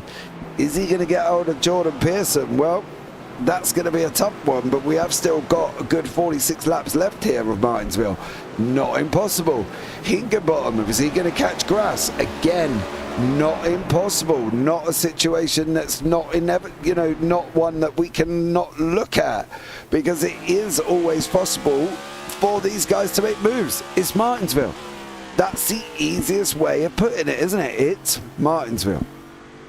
You never know. We could still have somebody try to ride the wall towards the end of the race. I don't know if there'd be much point to it, but we could still see it. Yeah, come on, get up there. That's what. I should have told him. I should have said, if you're ever in a position towards the end, you run the wall. I'll give you 10 iRacing dollars. It would have definitely been interesting to see. Here's the thing, though. If you're Harville, Taylor, Pearson, I think at this point, you're not really going to try to hold up Dyson. There's no real benefit to it. It doesn't help you at all. You're not going to lose points because he laps you or anything like that. So I think you just kind of ignore him and just run your own race. Gitter is really the only one not really the only one in contention with Dyson, but to be honest, Pearson being 13 seconds back is even more of a long shot than Gitter gaining that 6 seconds. So I think, like I said, Harville, Taylor, Pearson, all of them just kind of not really bother to hold up Dyson too much, especially since he's pushing. You don't want to end up caught in, you don't want to end up losing the rear of the car and end up sliding and then catching Dyson's bumper or anything like that, slowing him down or ending your race just because you're trying to keep up with him. I fully agree as well. I think, Taylor has as I say that, Taylor pulling off the side. Yeah, I'm surprised he pulled over as in that way. I think he could have done it in a different way to how he did it. I'm not too sure, like just whacking it out of the way. But then again, I suppose to Corey Harville at the moment, Taylor's got 5.5 second gap, so there's no real need. Higginbottom and Grass here are one of the closest battles on the track. You can see, looking back at Cameron King, is not too far away, mind you. But looking forward, there's Wayne Grass again for Higginbottom as we end up actually in the wall there. That was quite a scary position. Once more on that last 39 to go. Yeah, it's looking like Grass is the tail end of his car seems to just be kicking out a tiny bit. I wonder if we're starting to get to that stage where everybody's tires are running real hot from the hard braking towards the end of the straightaway. So you could kind of see it. I don't know if maybe not on this turn, but a couple of turns. He did snap out coming out of 4. He's got to be a little bit careful. You see the glowing brakes of Higginbottom at the bottom there as well. But you can see that on the right hand side. You see as he comes into the entrance of 3, you can see them brakes start glowing. Then they lift off. Now he's obviously feathering the throttle. Now he's away once more. Grass is still in front of us here. Glad to see Grass's whole issue with his internet has all settled down as well, because I think, you know, now wouldn't be a good time to be disappearing off the side of the circuit. I think that would be horrendous as we're going into the last few laps, you know what I mean? I think for him that would be absolutely horrendous. He does end up losing that place to Higginbottom. What about King? King's also going to push him out as well. I'm very surprised that Grass has gave this up so easy.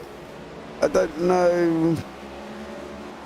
From what I saw, I don't think he gave it up. I think he kind of locked up and then touched the inside curve there a little bit. No. Well, lap 215, nearly into this 25 mark to go here.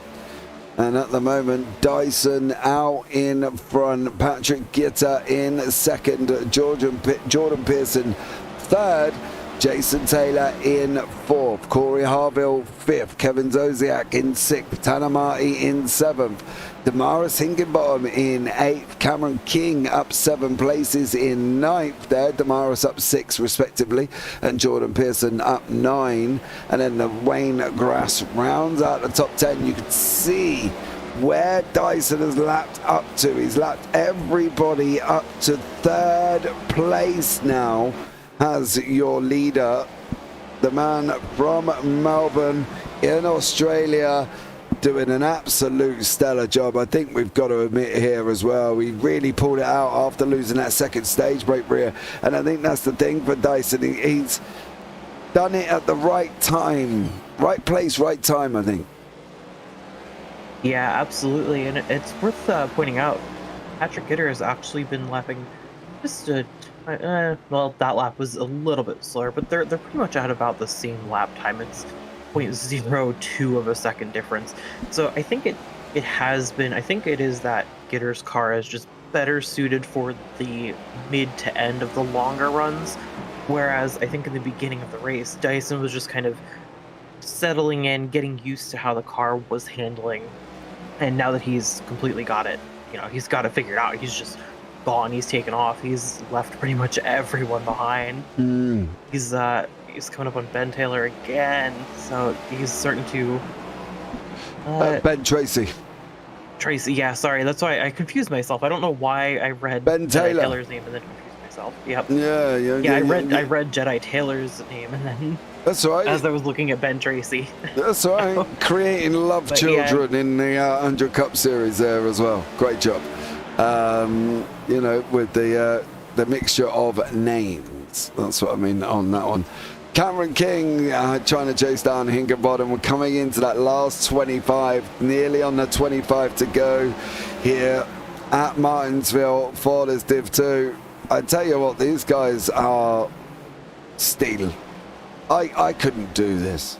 I could not run Martinsville for 250 laps.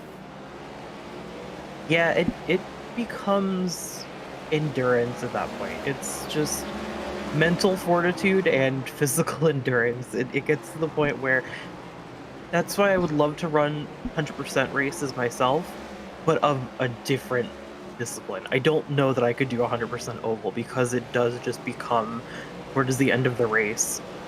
Ooh.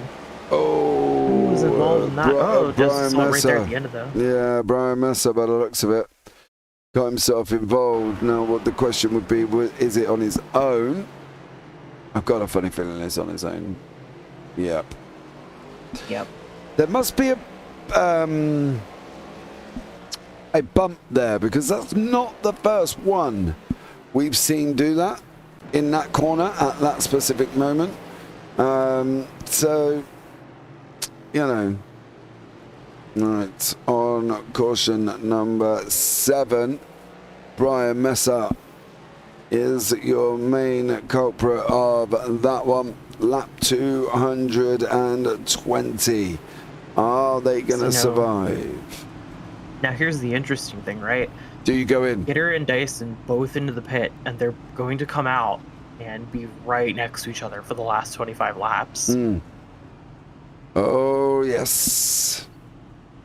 This has made this race a lot more interesting by bunching everybody up like that. Well, at that moment in time, with 25 to go, I will give you a quick update on the 2023 World Series Game 1. It is now 5 apiece. There has been just a home run double hit at the bottom of the 9th. So there we go. It's now 5 apiece here. So from Arizona and Texas, it's just been a stonking home run double. So there we go. Great job. Oh, and he knew it as well. As soon as there was contact with the bat and the ball, he knew it. He was already dancing down to home, turn to first plate there, first base. Sorry. So yeah, there we go. I'm just full of notifications all the way through this race with 24 to go here. You would get me more interested in baseball if we did it in cars. I think that's how we just get everybody to start watching baseball. Yeah, you just lean out the window to hit the ball, and then you'd run the car to the base. You just drive the car straight to the base. It'll obviously be a bigger diamond. Are we playing Rocket League here or what? I'm confused. I forgot that was the thing. Yeah, cars and balls. Whatever next, cars and baseball. I personally have a hard time getting invested into normal sports. Normal sports. Now, what is normal? Well, any sport that doesn't involve cars, I suppose, because these are motor sports, right? Mm-hmm. So you don't like soccer, American football? Not really. No, it's not my thing. As you would say, not my cup of tea. Yes.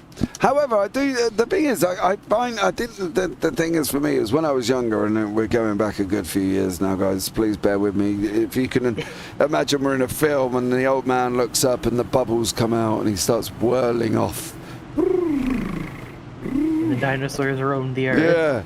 Yeah. Back in my day, as we can see everybody getting a wave around here as well. Back in my day, I played fast pitch softball, and it wasn't anything like this because over in the UK we didn't really have baseball. I'm not going to lie, it was more fast pitch softball, and went on a wonderful tour of Belgium. But let's get these last 22 up and running now.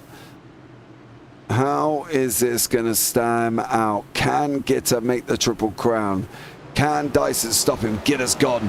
Gitter jumps him in the pits. He's off and running now. And now for Gitter, it's all about... No! Don't turn him! Oh, no.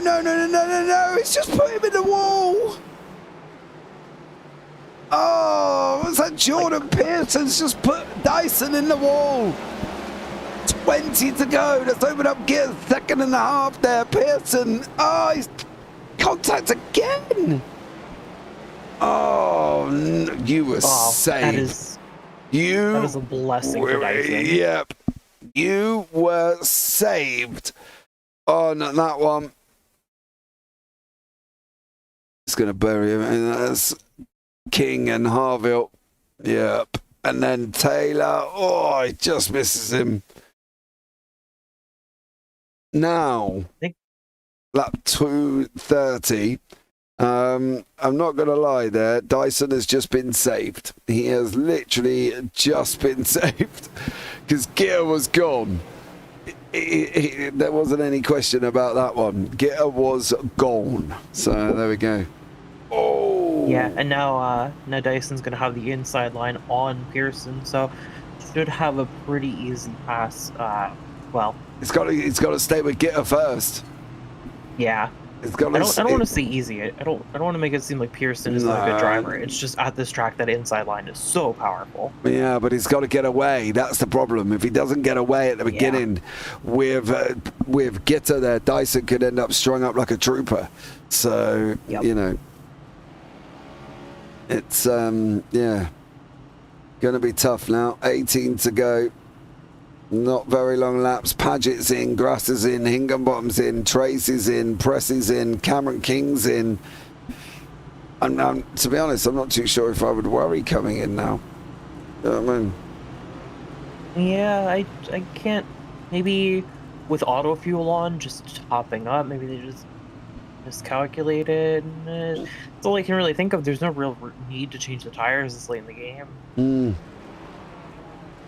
Especially with 17 to go, and it could be a caution fest to the end. We're not entirely sure. I would probably have just kept the tires I was on, so all I can really think of is maybe just topping up on fuel, hitting the auto fuel, and letting it fill it up just to get you across the line. Well, Dyson needs to clear Pearson. The problem is Pearson is doing a great job at just cutting off that next single line, isn't he? He's just putting his car over a little bit to make it a little bit more tougher for Dyson. I would be running up alongside now. Oh no, he's chosen the outside. He has chosen that outside line. Well, when the restart happens, he'll get assigned a line, so I think he would be on the inside.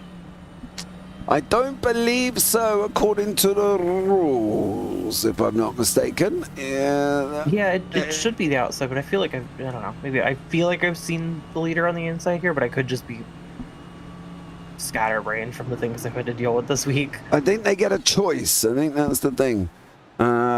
So 15 to go. 8 cautions as well.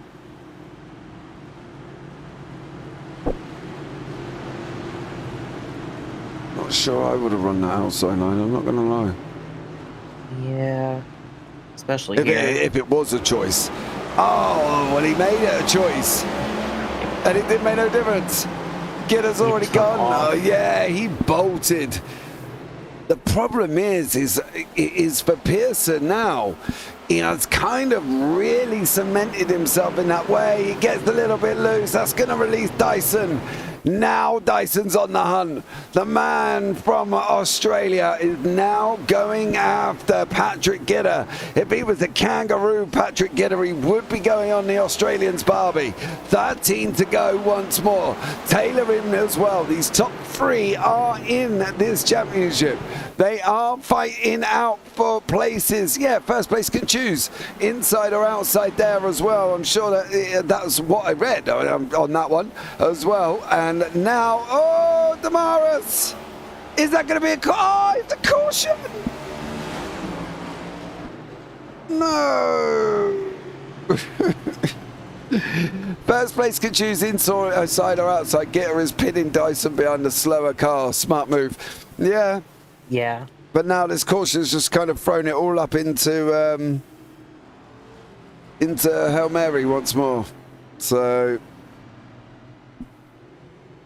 we saw there. Yeah, as a little bit before we were going green, I had noticed that Dyson was stuck behind Pearson because of that choice that Gitter made. So yeah, I had thought about that a little bit before.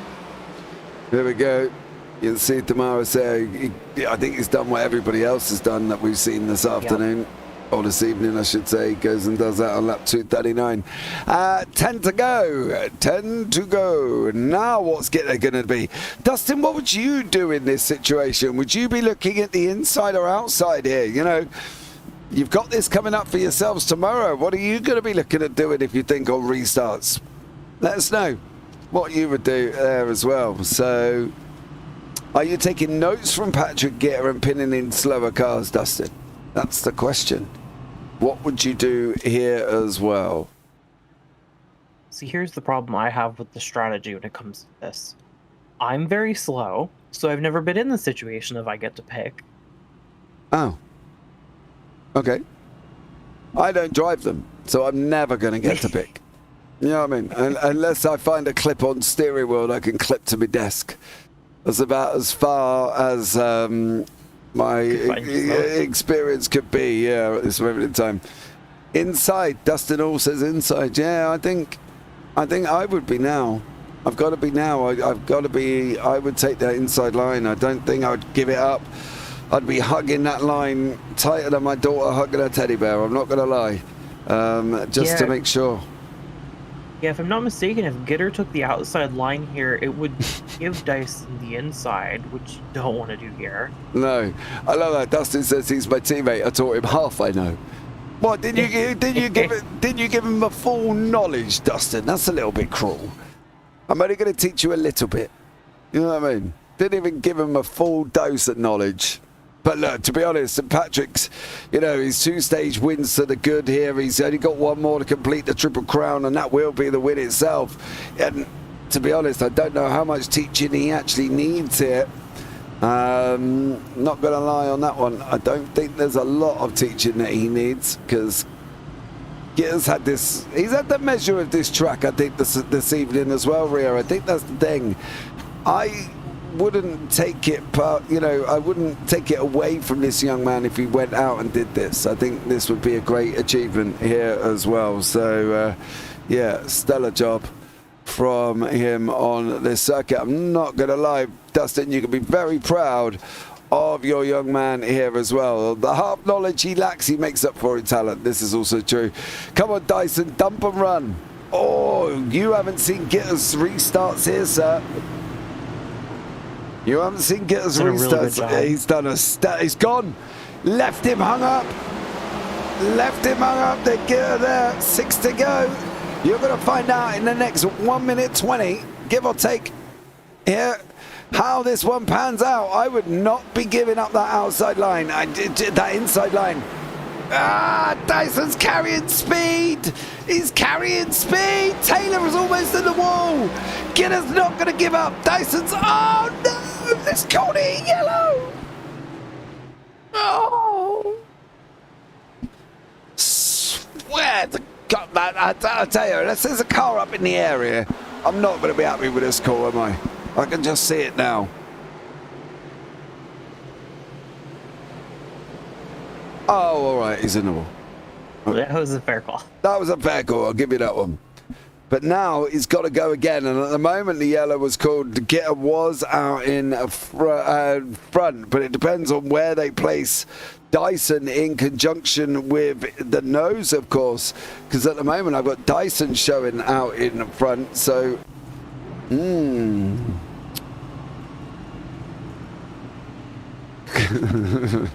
It's going to be very interesting. Yeah, it's going to be... Gitter has been on top of the restarts, but generally he's been controlling them. So it's going to be very interesting to see how this restart goes with Dyson controlling it. And 3 to go, and it really is a race between not even just the two of them. Paget and Pearson have also been really good throughout the race, and especially on the restarts as well. So it could be a race to the line between 4 cars right at the end. Yep. I'm very interested to see how this one pans out. Very, very interested. Yeah, the caution's definitely played into Gitter's hands a little bit here, but I wouldn't. The way he's been driving, I wouldn't say that that's why he's won. I would definitely, if he wins this race, I would not say that he's won because of the cautions. I would say that it really helped him out and brought him back in contention. But man, has everyone in the top, pretty much everyone in the whole race, to be honest, been really consistent. There hasn't been, I mean, barring the last couple of laps before this little, caution breeds cautions era, there really hasn't been that many incidents. No. We've had a couple of people lose the back end, but nothing major. Yeah, I think that's the thing. I'm just here taking notice. Y'all have some speed. Yes, they do. Definitely. So there we go. We can expect a detailed report from Dustin Hall on how well the commentary has been and what did we do wrong. Feedback by Dustin Hall at the 9 o'clock news. That's me ruffling paper. So there we go. So yeah, we can rely on Dustin to give full feedback there as well. Expect my DMs to be filled up with useful information for us. Well, when I wake up, Dustin there as well. I won't give you an insight to what the time is at the moment, but it's near on 4:45 in the morning. So there we go. Right. I request that if he tells you to fire me, that you ignore that. It'll be alright. It'd be all right. That wasn't a no. It wasn't a no. It's never a no. To be fair, I'm not really a fiery kind of person. I just wait for people to message me and say, I don't want to do this. It's not really for me. And I go, okay, cool. See you later. Never really had to fire anyone. So there you go. And you both are doing a fantastic job. Appreciate you guys. Oh, see? Loves us. Right, here we go. Let's get this up and away now. Dyson, he's gone. Gidder's missed it. Gidder has missed it. Now Dyson's got to go. Now Gidder's got to go. We're on that last 2 to go. Is he going to stop the triple crown of Patrick Gidder? Is Gidder going to be able to get him? As we're coming over the line, it's going to be the final lap of the race. There's a caution. Oh, He no. crashed. Big crash in the back. At least 3 cars, possibly more. Oh, no. Oh, don't think my heart could take any more. Caution number 11. I nearly shot my puppy off my lap at that point. Yeah, there was another big lot of incident going on there as well. Not entirely sure. Oh, Nicholas Pressey into Higginbottom. Is that Pressey in the 94? It was. Wow, what has gone on here all of a sudden? Yeah, what was this? Did we lock up? They all just kind of stopped, didn't they? This was the incident that caused the initial caution anyway. So we can have a look back at this one with Higginbottom here. Oh no, that was the initial caution.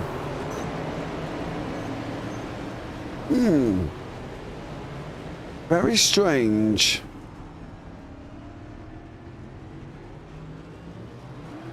Very bizarre. I'm not gonna lie. So there we go. Pressey. I think that was Zodiac here. I didn't know what that was. Is it coming down into 3? Yeah. There was just nowhere for the 37 to go there. Kevin Zodiac, there was literally, he was only ever going to go one place. And then there was some ta-ta-ta after, which it really confused me a little bit. Yeah, it looked like there was a checkup. I saw Dyson and Gidder both stop. Not sure what happened there. There's somebody in the middle. Dyson drove into him. Dyson drove into Higginbottom. That's what it was. Yep.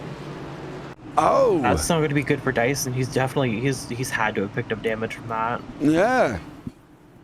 3 to go. Green white checker. I think this is number 1. I believe this is number 1 of the first GWC. Derek Heitman, welcome in. Awesome commentary, says Nils. Keep it up. Thank you so much. Side note, I'm considering a move to Oz. It'll be nice to wake up Saturday and race D2, wake up Sunday for D1. Yeah, I agree. The thing is, in Australia now, it's about 2:30 in the afternoon. If I'm not mistaken, that was my last, 2:30 in the afternoon in Australia now. So I suppose that would work. Yeah. There you go. Do you need a baggage handler, Dustin? I'll happily meet you and come with you. You know? Get a vacation in Australia? Yeah, I don't think my commentary job would handle being on Australian time, no. I don't think now I'm on. Right, here we go. Final jump. GWC, we're going to go green, we're going to go white, we're going to go checkered. Oh, there's a lot of checking up there. A lot of checking up. Dyson's gone. Gitter's going to have a go as well. Here we go. Stay on. Hold on to your hats. Can we make it through, or are we going to get another one? Let's see what Gitter's got to do. He's going to send it in. He's got to come round now. We're going to be on the final lap of the race. Gitter's got to go for it. There ain't a shadow of a doubt in this man's head. He's got to look at seeing. I'm going to try and pick him here. He's trying to force that outside line. Now he's going to come down to the final corner of the race now as well. This is it. 250 down on this one.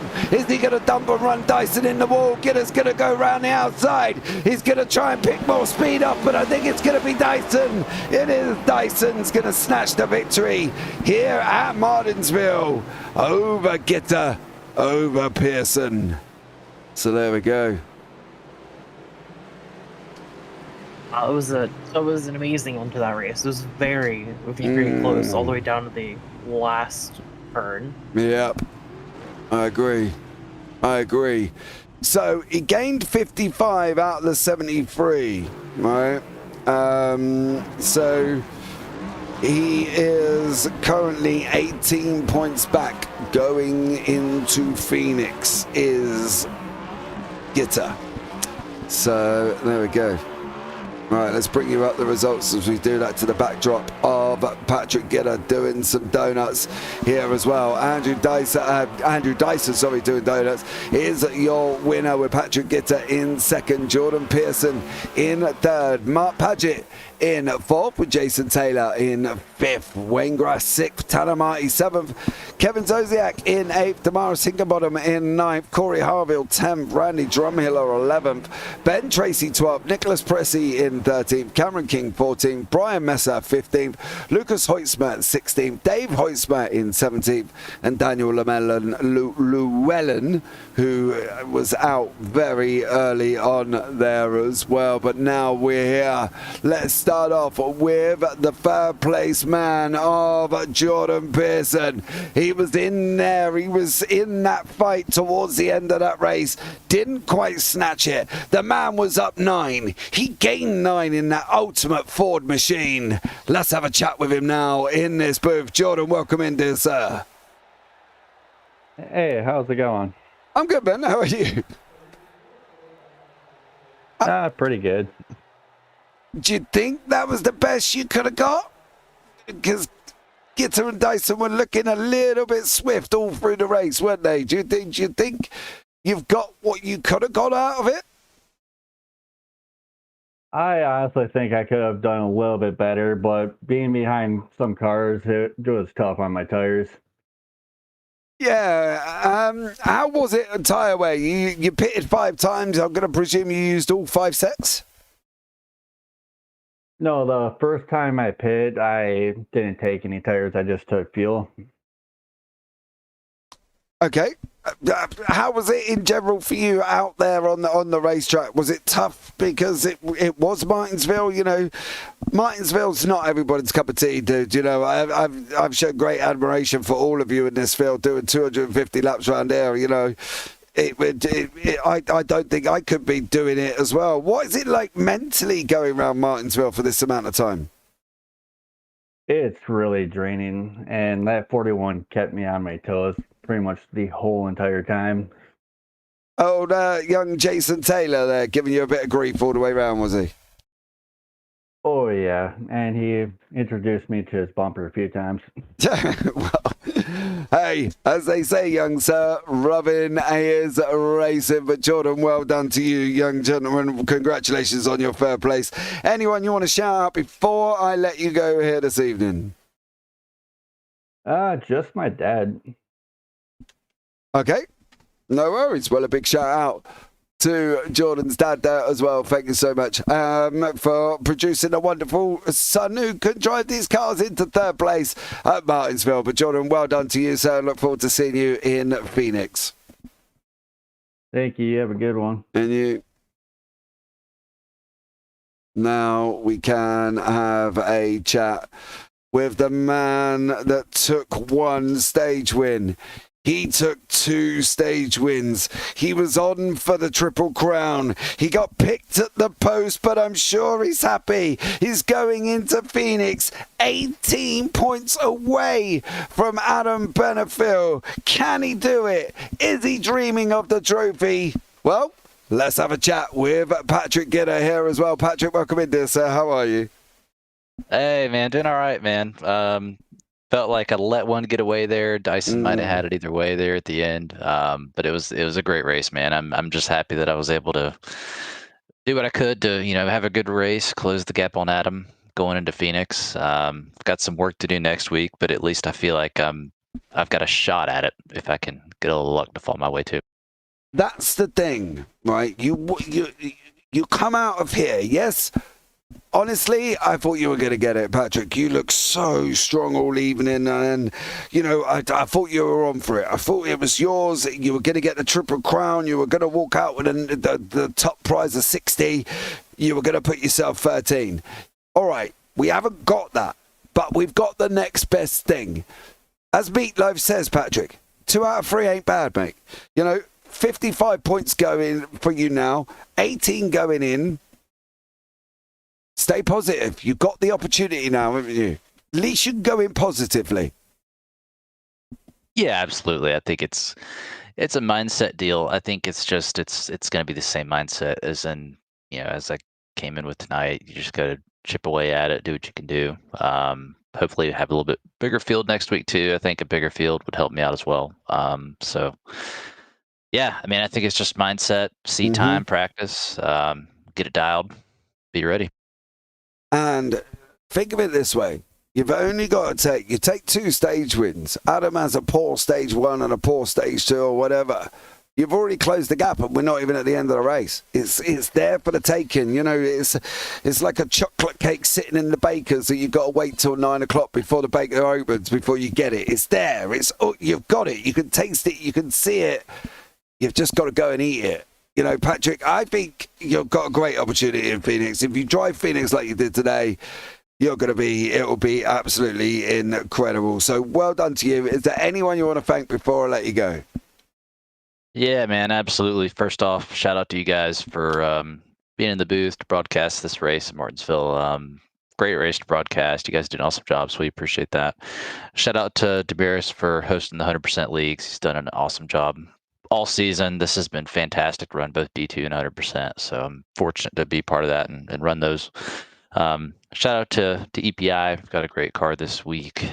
Team Conti, C12 Design Shop for the paint I was running tonight, and Martin PC for their PC equipment they can provide to some racers like us. Awesome stuff. Well, Patrick, thank you so much. I look forward to seeing how you get on at Phoenix next week, sir. Take care. Yes, sir. Appreciate it. Right, now let's have a chat with a man from down under. Didn't get the stage wins, but that didn't matter. He went out of his way. He come back from the outback. He jumped into his rig after just slaying 10 kangaroos with his bare hands. He's come over the line. He's taken the victory. It is Mr. Andrew Dyson, who has had the pleasure of coming in with me here as well. Andrew, welcome in, dear sir. How are you? I'm really good, man. Even better after that introduction. Appreciate it. That's awesome, dude. We aim to please here, sir. We aim to please. I'm not saying you went out and fought 10 kangaroos, but it makes you sound great. Listen, you weren't there. I think you weren't quite there matching what Gitter had over the first 2 stages, right? Lap 120. I wouldn't have put you in the sentences I'm going to speak to you down in victory lane. But that second half of the race, you come alive. You fired up that machine and you went. The only Camry in the field, and you decimated it. It was amazing. How strong was it in that second half? Well, I felt pretty good. I mean, I was able to just sort of get in front there with I can't remember who started in front of us, but I was able to just get up the inside of whoever it was that stayed out and started first for the start of that the last stage there. Yeah, Pearson, I think it was. Yeah, Pearson, that's the one. And I was able to sort of get in front, get a bit of a gap sort of thing, and then go from there. But I decided I'd go as fast as I could again because usually I'll just take it easy and sort of try and look after the tyres, and I fail at that, and then don't really learn anything. So I thought I'd just go as fast as I could and see what would happen, and worked out pretty good. I mean, I was feeling pretty loose towards the end there, and the gap kind of stabilised between myself and Patrick. But I mean, then the yellow came out anyway, so it didn't matter. But that was good fun. Was the first section of that race, do you think that was dominated by the fact, because we didn't see you have a pit stop till like lap 122, Others out there were struggling lap 80, lap 90. Were you Bambi on ice or was you just gripped to the floor at that point? What was the situation with you in there? it was good once you come off the restarts. I mean, they're always pretty good initially on a restart when you stay out on old tyres, but it pretty quickly goes away. So it was a little bit slippery. I mean, Lucas got past me as well as Patrick there, which I pretty well expected with Patrick being on better tyres. But, my thinking was just to stay out and try get off kilter with everybody else, because that seems to be the only way to really get any sort of an advantage on anybody around here. If you just kind of take the same tyres and get at the same time as everybody else, you're just kind of boxed up and can't really do anything. So, yeah, that first stage caution, I thought I'd try and just get off piste and do something different. Well, young sir, I have to say, what I saw in that second half of that race was impressive. You had the restarts nailed. It was absolutely incredible. Going into Phoenix, though, what do we think for your situation here as well? Because you're going to probably maybe you'll cement the 5th place in the championship. I'm not sure if my maths does me correctly. Unless you take the win in every stage break, I don't know if you're going to catch 4th, but I think it's going to be tough for you. Do you think you're going to be settled into that 5th, do you think, going into Phoenix? I haven't seen how close it is to the cars behind, but to be honest, it's not really something I've been paying attention to anyway. I know these other guys like Jason and Adam and Patrick are so far in front. That's they're kind of out of the picture, so I haven't really thought about championship point stuff. But I mean, I'll just go to the next race with the same sort of attitude as I usually do, and that's to go out and do the best I can and see where I end up. Run my own race and put myself in a position at the end to try and do well. Well, that's 2 out of 2, sir. Homestead and now Martinsville.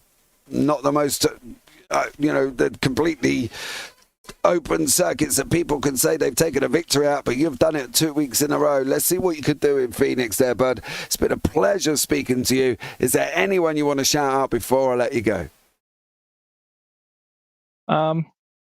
Yep, thanks to you guys for doing the broadcast. Appreciate that. Getting in here, yelling at virtual race cars and pumping our tyres up and all those things. Love that.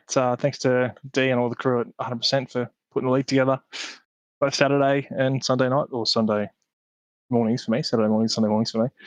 I suppose we'll look forward to next round now and do the best we can. Absolutely, young sir. Well, Andrew, it's been a pleasure. Thank you so much for joining me and look forward to seeing what you can do in Phoenix. Thanks, man. See you guys. No worries, buddy. Well, there you go. Andrew's off to go and stick another roux on the Barbie, and he's going to go and enjoy some nice kangaroo steak burgers, I'm sure. Thank you so much to everybody that's joined me here at RIA. Well, there you go. That just about sums it up for us here as well. Round 30 Martinsville. We're going into Phoenix. We're going to go in with an 18-point gap from Benefield to Gitter. What do we think is going to happen there, apart from great classic racing? It's not really predictable, to be honest. We're gonna have to see how they run next week, but man, it's gonna be. I think it's gonna be an all-out war on the track, to be completely honest. I think so. In the nicest sense of the word. Absolutely, I do fully agree with you. I think it's going to be epic there as well. Thank you so much for everybody that's joined me. Dustin Hall, best interview intro ever. Well, you can have that as a soundbite, mate. I'm sure. You know what I mean? I'll let you have that one, Dustin. It's free of charge, copyright free. Play it to your heart's content here as well. I had a great time hanging out with you guys tonight. Great job on the broadcast. Neil and Derek got game-faced dogs. So there you go. Let's see what Dustin will be able to do. Don't forget, guys, go and check them out as well. I did post a link for the 100 Cup Series YouTube channel earlier on. Please go and check it out, because trust me, you do not want to be disappointed here either. You can go and check out the 100 Cup Series, 100% races, 100 laps. There you go. That is it there as well. Check it out for tomorrow, guys. But that's going to wrap up this for tonight. I'm off to bed at 5 a.m. Try not wake up the bear that is my missus. Otherwise, I might as well sleep on the sofa. So from now, guys, from myself, James Parfitt up here in the booth. I've been alongside Ria Subra again. As always, it's been a pleasure. But from here, as always, take care. Have a great week. And you never know, we might see you on the track sometime. Good night.